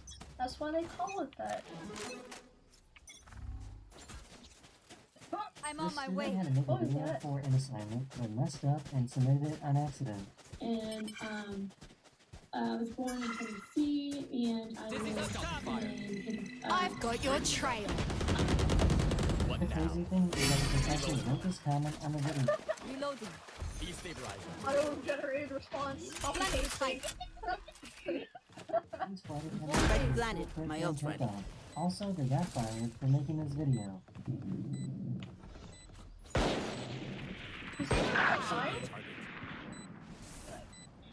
He doesn't Keep going, I think. I found a YouTuber that has been trying to make his own Iron Man suit. One enemy remaining. His dad was upset because he came home late. Up and away. Cutting their vision. Still inside. Have a good day. Oh, I want to go to the sand beach. Oh! Ireland officially announced that they won't use their Air Force. Don't let this world hurt me. It's mine. I will kill to defend it. Airspace and to cross our borders on September 20. Twice what? Here's a smart way to never lose a playing game. God Like the bless. content creator? Oh, okay. For some reason, his microwave only works when the door is open. Nice. Lead the way. Sage. That can't be good. Can't be good at all. War machines at the same time at this casino. Damn, girl. We saw a Christmas tree for the very first time. to my world.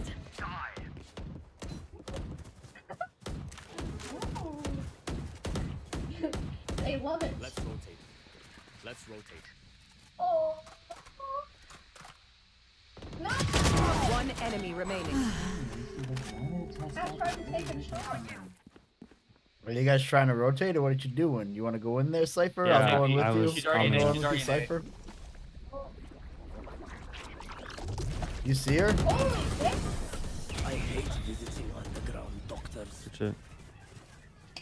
We sit down. That is Gonna get a very good grade on that. Tricks. And I'll see you guys again very, very soon. Later. Ash, jab ass, turkey. My coverage of CES 2024 is brought to you by Cooler Master, Kioxia, Alright. Asus, and Gigabyte. Yes. How Well close done. am I? I'm Do I need to sorry. like get closer to you or? Good. Okay.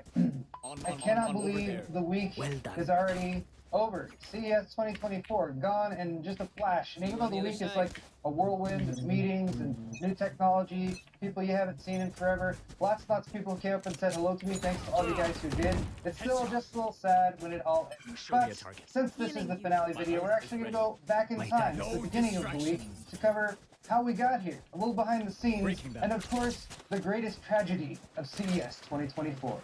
Well, thank you, Paul, from a week from now, all smug with the work done and everything. But you're right, guys. Let's do a little recap. How'd this week go? We're starting from the beginning because it's time to head out. We just got the truck packed. Let's go there. One enemy remaining. Filled up. Did you bring your wallet? Yes, I brought my wallet this time. Sure. Okay, those are chicken IDs.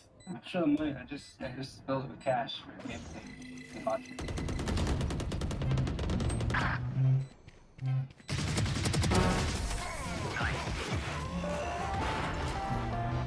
He's beating up no one on my end. Holy shit.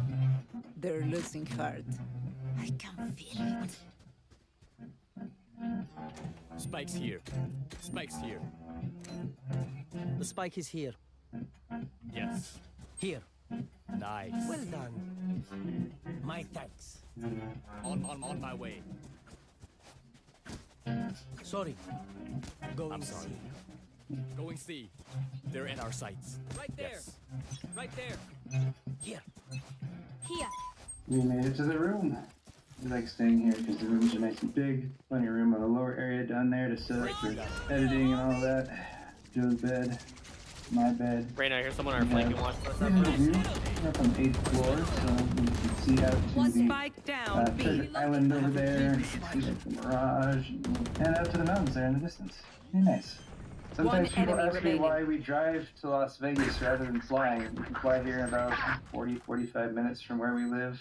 The trip today, if just the driving part, was 3 hours and 15 minutes. So if you take the time it takes to get to an airport early, like hour and a half, 2 hours early for a domestic flight, add in a little bit of transit time in between, I feel like it's pretty much a wash. And it also means that we can drive my truck and we can bring a lot more gear, including all the stuff that's still down in my truck. Don't peek it. Guess we better go unload. Last load. Last player standing. Get blanked. What a bitch. Well, people unsubscribing. Last load. Here we are. Here's kind of a rough look at the stuff that we got. We got Joe's computer here, my computer over here, bags and stuff, you know, like clothes and things we need to wear. We brought 3 monitors. This one's actually really nice. It's an Asus ProArt 32-inch PA32 UCR, which is like 4K and really, really good color reproduction and all that stuff. So Joe's going to be mainly editing on that one. We also got this Cooler Master 4K micro LED, and then there's one more supplemental 4K monitor down there. Bringing all this stuff up to the suite took us 3 trips, and now we get to take this area down here and sort of reconfigure it for video editing, and I've got a couple videos to shoot there as well. You guys have probably already seen by this point. Our beastly system here was not powering on. Actually, no response at all. Power supply connected and everything. Not the type of troubleshooting you want to be doing. Sorry, I just realized that you were trying to trade skins. I don't know why I did that. But I maybe. Stand aside. Destabilize. I've got your trail. A few moments later, and guys, I hate to admit this, but we also don't want to try to pretend like we're hiding anything from y'all. As you can see, I've bypassed a lot of the sort of extra stuff that we had in here, like the streamers we removed. We managed to retrieve a small piece of metal so I could jump the 24-pin cable here, and the power supply is turning on, and the LEDs are turning on, but when we plug it back into the system, turn it on, like, there's just nothing. It's dead. There's no indication from the power button here that anything's functional, so it's still like a big question mark. What's gone wrong with this system between when we put it in a box this morning and brought it out here? But either something with the motherboard, possibly the power supply, possibly just Las Vegas hates Joe's new computer. But you know what? This is why we have backups. And so we're going to be relying on this computer for now, the backup system. And you know, this is a 5950X, and we just dropped the RTX 3080 back into it. So it's what we edited on last year. One enemy remaining. I told Joe I would point the camera at him because I just like it. Okay. That's alright. We're going with the handheld system again for now. And we'll still get it done. Take point. One of my Yeah, cameras the is system works. broken. That doesn't. Thought if PC's not working. Enemy close. I'll take point. So, No. You're pretty big. Hell. Sorry. wow, guys. I You need go to help. the top comment. Sorry, your $10,000 computer's not working good. Thank It's you. really bad. The next day. It's the next day now. It's day 2 of our trip. Day 0 for the CES calendar and schedule, and just wanted to update you guys that we weren't able to get Joe's system up and running. CES brings joy, but it also brings great tragedy, and I'm sure all of you guys are very sympathetic that our $10,000 computer here is not working. We got to do further troubleshooting that is kind of beyond our Sorry, Bree, if you're gonna play what this we're fight, can you capable play of it right right now. Thankfully, though, we were able to stay up till one or so last One night tree. using I our have Back Lana to for it, PC. so- We did get a couple videos made and posted. So there's a look at the sort of workstation area for Joe and Paul in progress.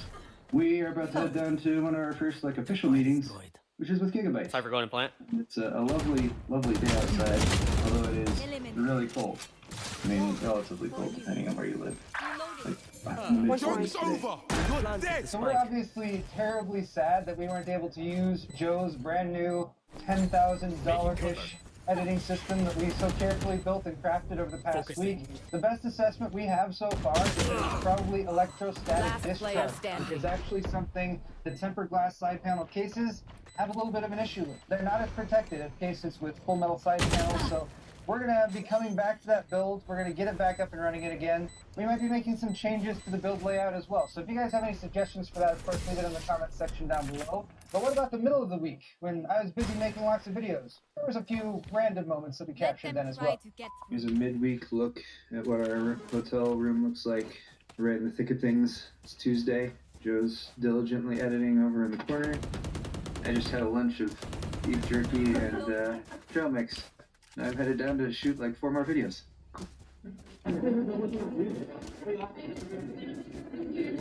Yeah, I almost never go to keynotes to CES, but maybe I should. Sounds exciting. I'm sorry. Blocking. I'm Robbie. Okay. Pardon their vision.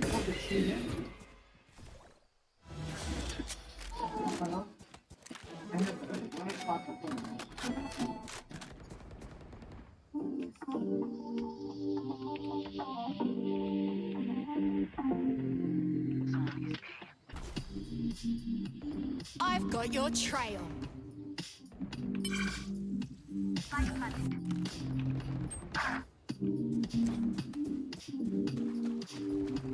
I'll take it.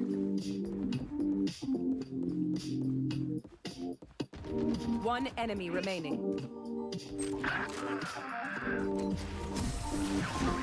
I got the strike alert.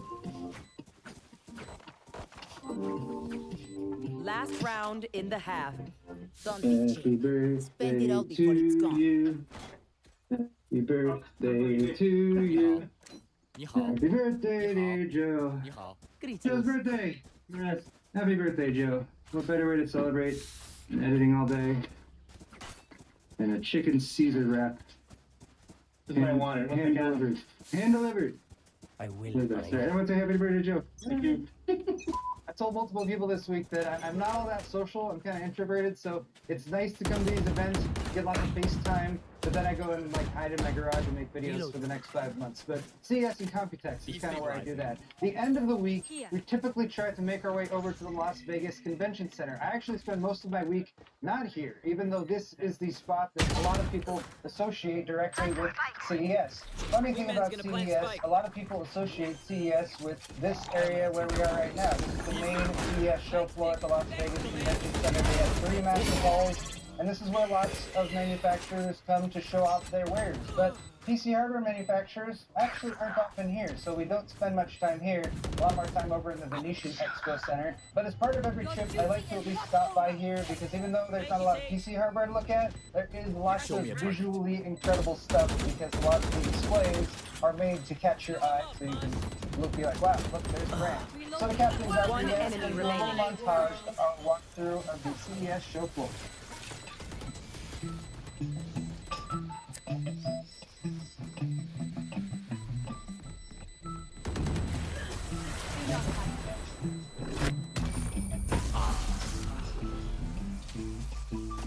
Switching sides.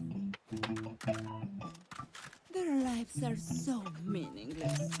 Might as well give them to me.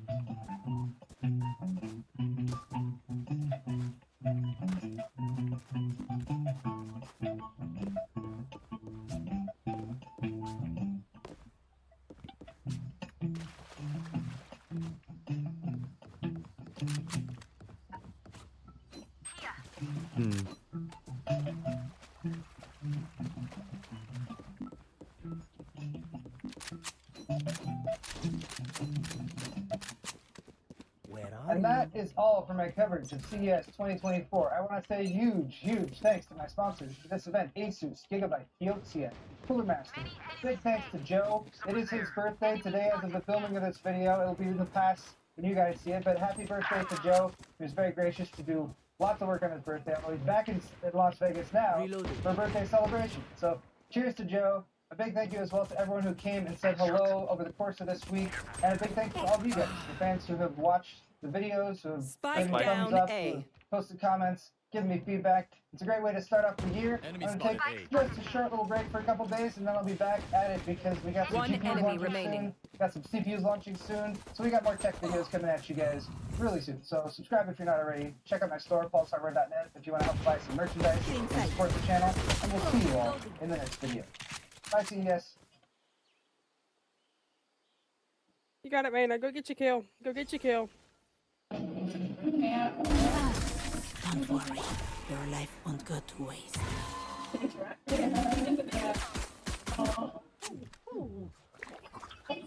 That's true. Nice.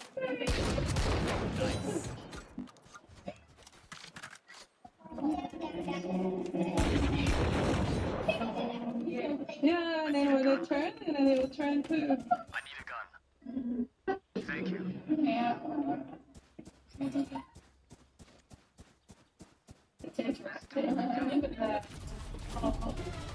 Defenders win. GG's.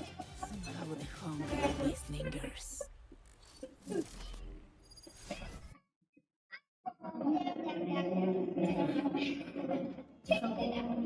Yeah, and then when they turn, and then they will turn too.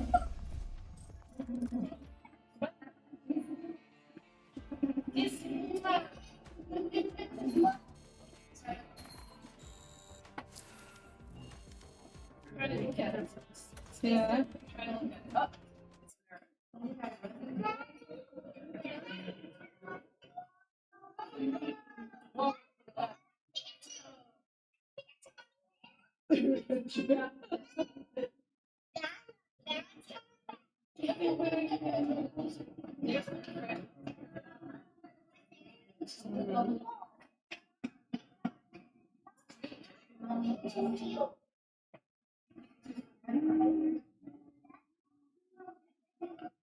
Do people really understand the scale of the universe? Oh, really? Okay. This task is going to seem ridiculously easy. Rank these things from smallest at the top to biggest on the bottom.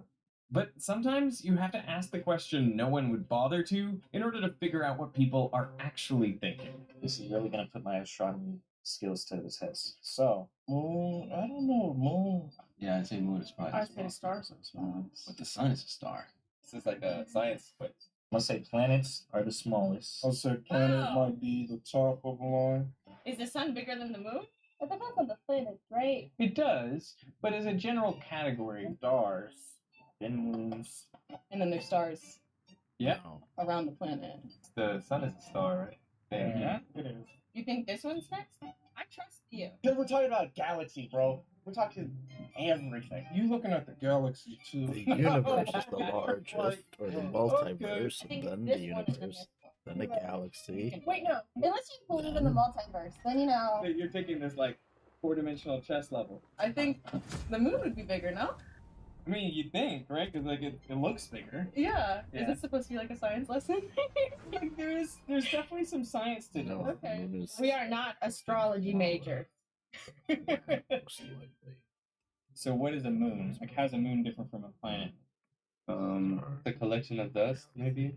The way that they come about in astrology and like the, I don't know, like the meteors. Planets is like human, like already exists or potentially can exist. And a planet has its own, like, I don't know.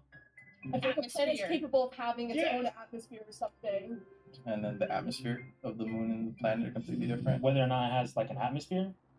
I get why some people would think this, because the Earth has an atmosphere, while our moon It's has about essentially where no atmosphere. essentially But Titan, they Saturn's all largest moon, are actually has a in thick orbit atmosphere, around something, and while moons Mercury orbit has planets. no substantial atmosphere. Planets So orbit if having an stars. atmosphere is what makes a planet, then what is it? Stars make don't know up if we know galaxies, and that. galaxies make up the universe. You think the moon could have people on it? There could be moon people. We never know. I'm thinking like orbits or something around there. I think natural satellite is the term used though. So you'll always have moons around a planet. You can't see a planet around a moon. There you go. How many planets do we know of?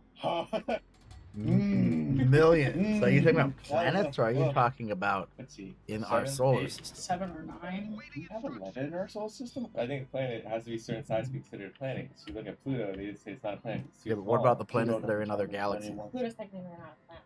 Everyone That's knows Another the South worst Star area of galaxy. Pluto. Because everybody loves Pluto. When Pluto was discovered in 1930, it was hailed the 9th planet. But it quickly became clear that Pluto was different. The real nail in the coffin came on the 5th of January 2005 when astronomers discovered Eris, an object in the Kuiper Belt that's around 30% more massive than Pluto. Similar large objects had already been discovered, and more were likely to follow. So scientists faced a choice: either add a whole bunch more planets, or demote Pluto. In 2006, the decision was made, and a new definition for a planet was established. Get over. Pluto had it coming from the beginning. Stay in your lane. Stay in your lane. Our moon has 5 times the mass of Pluto. So just get over it. Was our moon a planet? No, it's a moon. To be a planet, an object now had to satisfy 3 criteria. First, it must orbit the sun. Second, it must have enough self-gravity so that it's round or almost round. And third, it must be gravitationally dominant and cleared out its neighbor. Pluto satisfies the first 2 criteria, but not the third. So now we're back to the set of planets without Pluto. Mercury, Venus, Earth, Mars, Jupiter, Saturn, Uranus, Neptune. Oh, it's 8. Nice! Any names them all. Bonus points. How many planets outside the solar system? Maybe around 100 to 1,000, maybe? What is that? I mean, in terms of the number that we know, it's about 5,000 right now that have been identified. But like, you're right. There's many more, but we just haven't seen them yet, so we don't know. So the moons are the smallest. They go around the planets. Planets go around the stars. What makes a star a star? Kind of like a dead planet, right? Like it's just emitting heat. Like little gas things. And they explode all the time, and we don't even see them. But I don't know where they come from. Can you tell me? If you have a bunch of just like gas, as you say, like hydrogen, helium, that all kind of clumps together, it forms a star. And then, like you say, there's like fusion in the middle, the explosions in the middle that are giving out light and heat and stuff like that. Wow, you just taught me something new. I didn't even know that. And there you go. Doesn't it take 8 Earths to fill the sun? 1 million Earths. 1 million Earths. I got it wrong. Okay, I'm just stupid. No, but like it's a lot, right? Here's one way to put this in perspective. In our solar system, there are 8 planets, hundreds of moons, millions of asteroids, and more.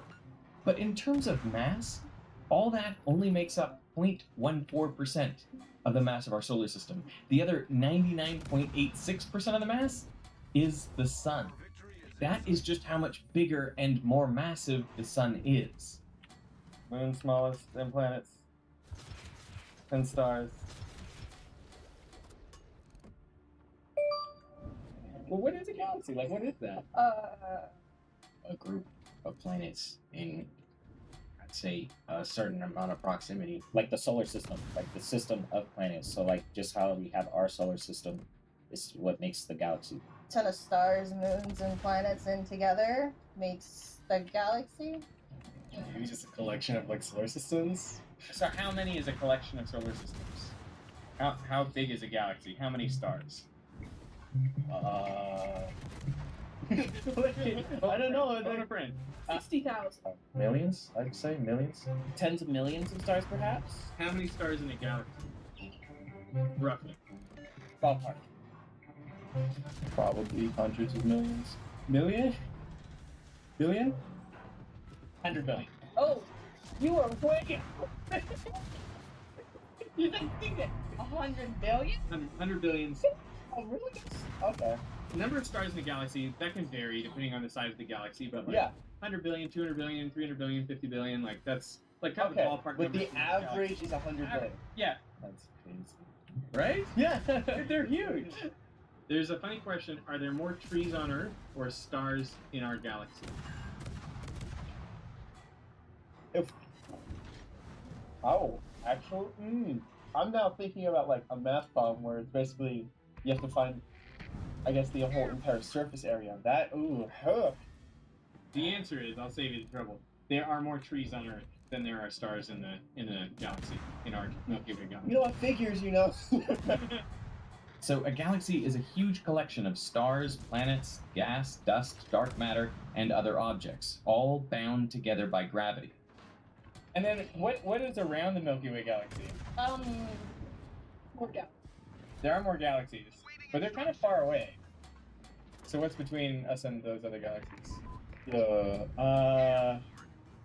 Like all types of vastness, you know, supernovas, dark matter. Stars? You know, this is the thing that I find nuts, and one of the things I wanted to see if people know. But like, the Milky Way is like one galaxy, but it's huge. Right. It's like 100,000 light years across. That's pretty big. You know what I mean? But then around us, there's nothing. Oh wow, I didn't know that. Basically nothing. Yeah. It's kind of like the continent, right? That you have a continent, but then around it, like, there's all this ocean. And then there's like more galaxies. And then there's nothing. And more galaxies and nothing. More galaxies and nothing. But this animation is not to scale. Really, it should look more like this. The distances between galaxies are enormous, typically millions of light years. If you zoom out further, you find that galaxies are grouped together in clusters, and those clusters make up even larger superclusters, all separated by enormous voids. And you know how many galaxies there are in the universe? I'll take a guess and say like 20 something. How many galaxies in the universe? If I know.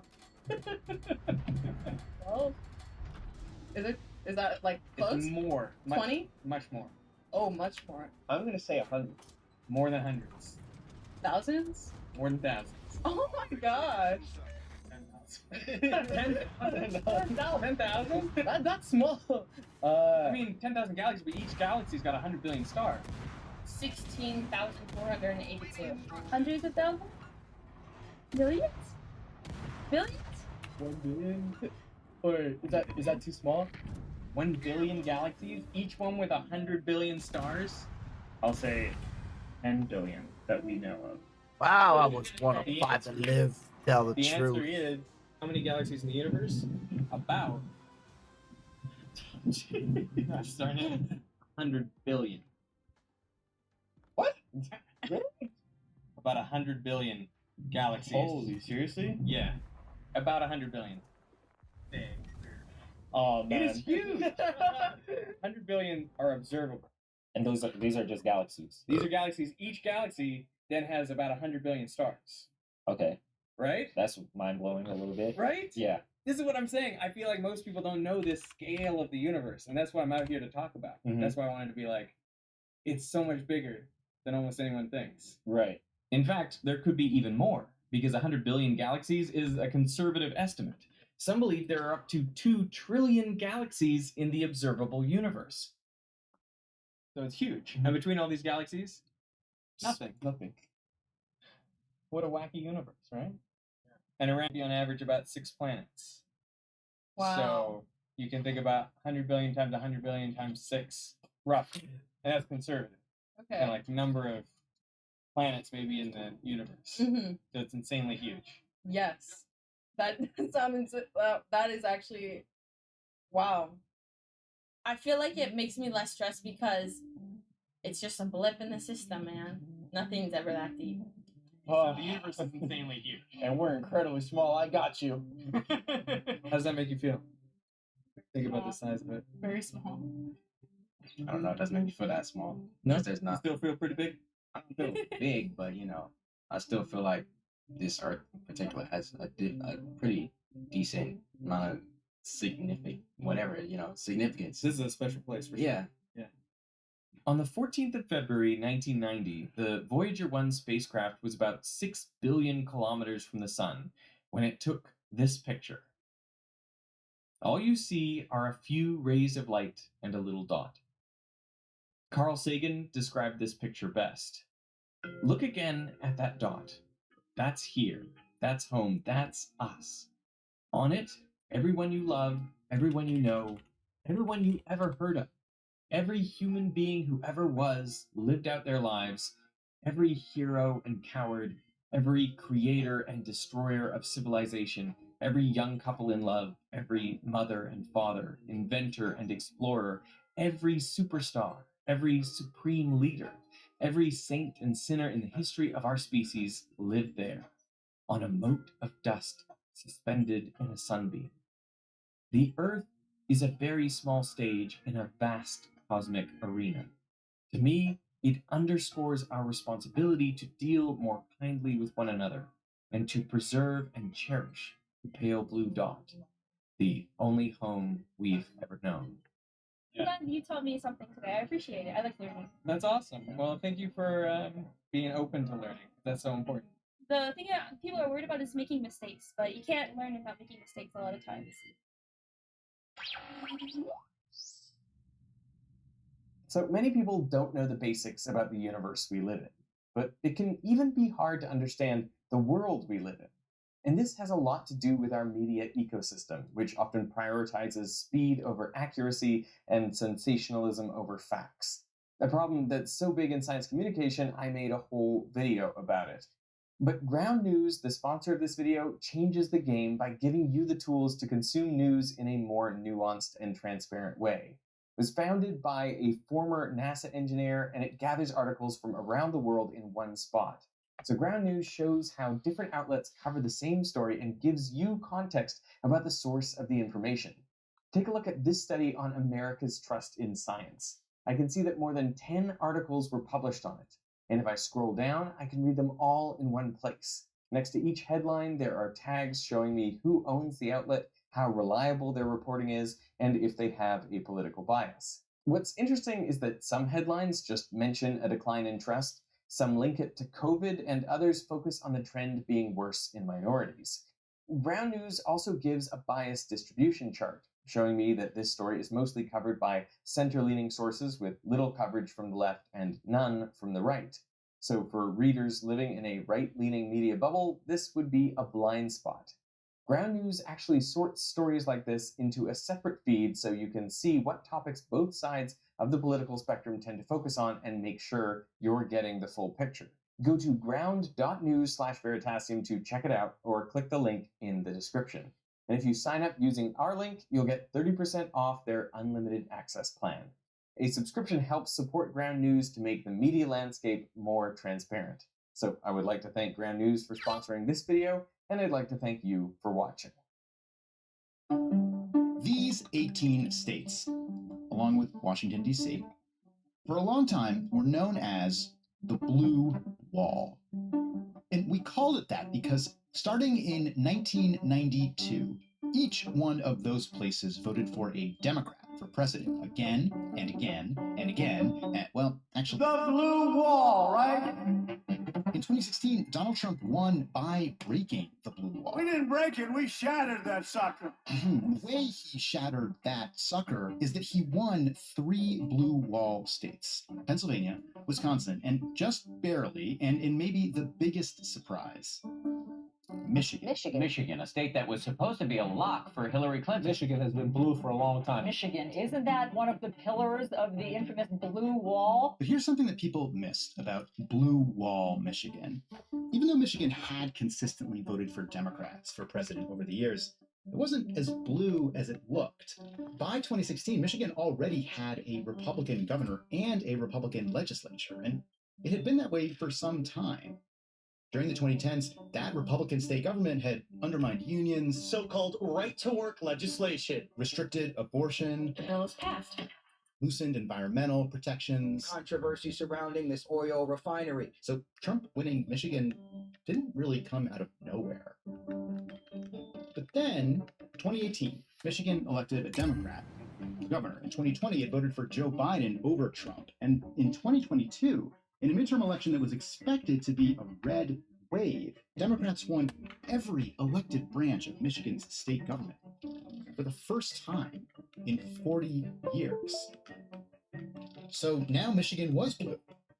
Again, I guess. And its new blue government got to work fast. against repealing some of the Republicans' signature legislation, the first state to repeal a right to work law in decades, expanding anti-discrimination laws. The bill is passed. And pouring money into the state's transition to clean energy. Michigan, a national leader in the fight against climate change.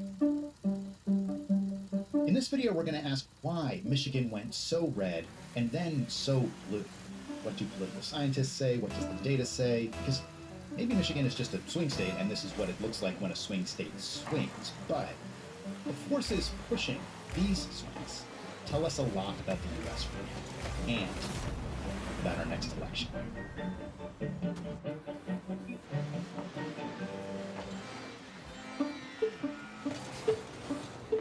So let's go back to this time, big Michigan elections. We'll start here.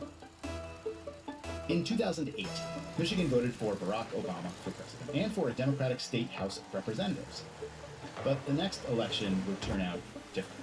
2010 is really a response to 2008. We see a blowback to Obama's national policies. In 2010, Republicans won control of the whole state. The reason that matters is because the next year, 2011, was a redistricting year, which means Michigan Republicans were in charge of redrawing these maps of the state's political districts, maps that can favor one party or another depending on which voters they draw into which districts. The new maps they drew looked like this.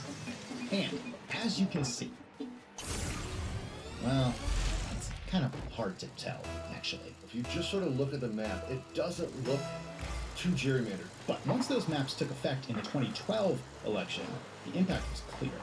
Let's just look at these, the State House of Representatives districts. If you added up the votes across all of these districts in 2012, Republicans only won about 46% of that vote, but they ended up with 59 out of 110 seats, which was a majority. Meaning they had successfully skewed this map in their favor. And for the rest of the decade, Michigan Republicans actually never won a majority of the statewide vote for the House of Representatives, but they always won a majority of its seats, which kind of tells us something about this whole period. Redistricting explains the whole thing. If not for Republican complete control of redistricting in 2012, Michigan will look a lot different. Throughout that whole decade and even into today. So Michigan wasn't as red as it looked either.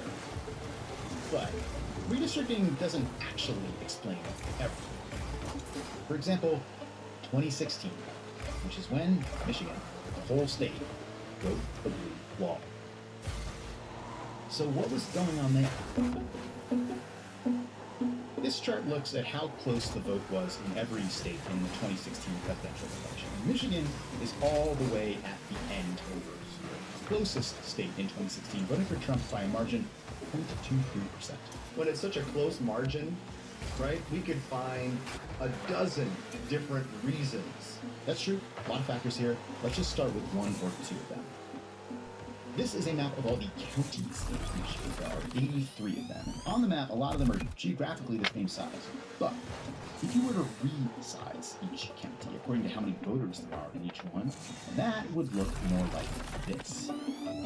You might be able to tell these three counties alone make up a huge part of the state's population. So the way that they vote matters a ton. So let's start here in Macomb County.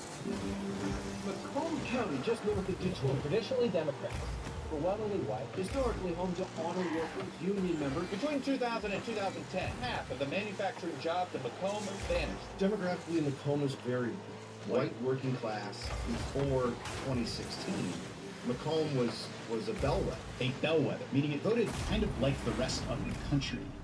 So this chart shows how Macomb County voted for president in the years before 2016. These are years it voted for the Democrat for president, this is when it voted for the Republican, and the height is the margin of victory. And now let's do the thing where we add how the whole US voted each year. And notice how closely Macomb always matches the country as a whole. Bellwether. Until 2016. 2016 changes all that, and it can come down to one word, and that's Trump. He just shifts things dramatically in Macomb County, focused on trade, manufacturing. Michigan has lost 1 in 4 manufacturing jobs. This area is a manufacturing area. A lot of people are affected by losing their jobs. We will stop the jobs from leaving Michigan. Job creation, not doing all our jobs offshore. We're going to bring a lot of industry back to our country. It's all the work. Talking about car jobs, it's one way that Trump takes Macomb from this to this. But it's not the only one. We're seeing Trump stoke racial resentment, which is in Macomb always been sort of unfortunate to say popular. Look at the city of Detroit. Nearly half of Detroit residents do not work. Okay, that's not true, incidentally, unless your data includes children and elderly. But while we're here, let's talk about Detroit, which is right next door to Macomb County in Wayne County. The city of Detroit is about 78% black, and it typically votes between 93% and 98% Democratic. And a place with such consistent voting patterns really helps to look at turnout. Politically speaking, when Detroit shows up, it's hard for Republicans to be able to win the state. This chart shows how many people voted in Detroit in different elections over the years. You can see that turnout in presidential elections is typically higher than turnout in midterm elections. That's true pretty much everywhere. But look at the turnout in 2016. It's almost as low as, for example, the midterm election in 2006. Now, two things are happening. Detroit is getting smaller. Its population is shrinking, so fewer voters. But Trump had a role here, too. Look how much African American communities have suffered under Democratic control. The thing that I think Trump did effectively as far as interacting with African American voters is not getting them to become Republican or switch their vote to the Republican Party. It's to get them to not be comfortable voting for anyone. America must reject the bigotry of Hillary Clinton, who sees communities of color only as votes, not as human beings. Republicans don't have to move the needle that much in those communities to have an incredible impact on election outcomes. And not convince African Americans like Hillary Rodham Clinton as much as they like Barack Obama. But no one in this race on either side has that same pull. If you don't like either side, maybe you don't vote. Now, there are, of course, other factors, too. That outcome is just one more of many that take us from blue Michigan to red Michigan. But remember, after 2016 is when Michigan starts to swing back. In 2018, the state elected a Democratic governor by a big margin. In 2020, they voted for Biden. And to see how we got there, we have to talk about white women. This chart comes from exit polls of white women in Michigan over 10 years of presidential and gubernatorial elections. And it shows us in the early 2010s, including 2016, white women in Michigan were voting more for Republicans. In 2016, white women across urban, rural, suburban, educational level gave Trump a chance. But after 2016, something changes. A big swing among that demographic wonder towards why. Democrats. Now, this chart doesn't tell us the reason. Wonder what but changed. There was something big happening around that time. A kind of adjustment in the way that many women in the U.S. were participating in politics. This is what you're talking about. I'm not even dealing with that right now. I'm going to turn this off.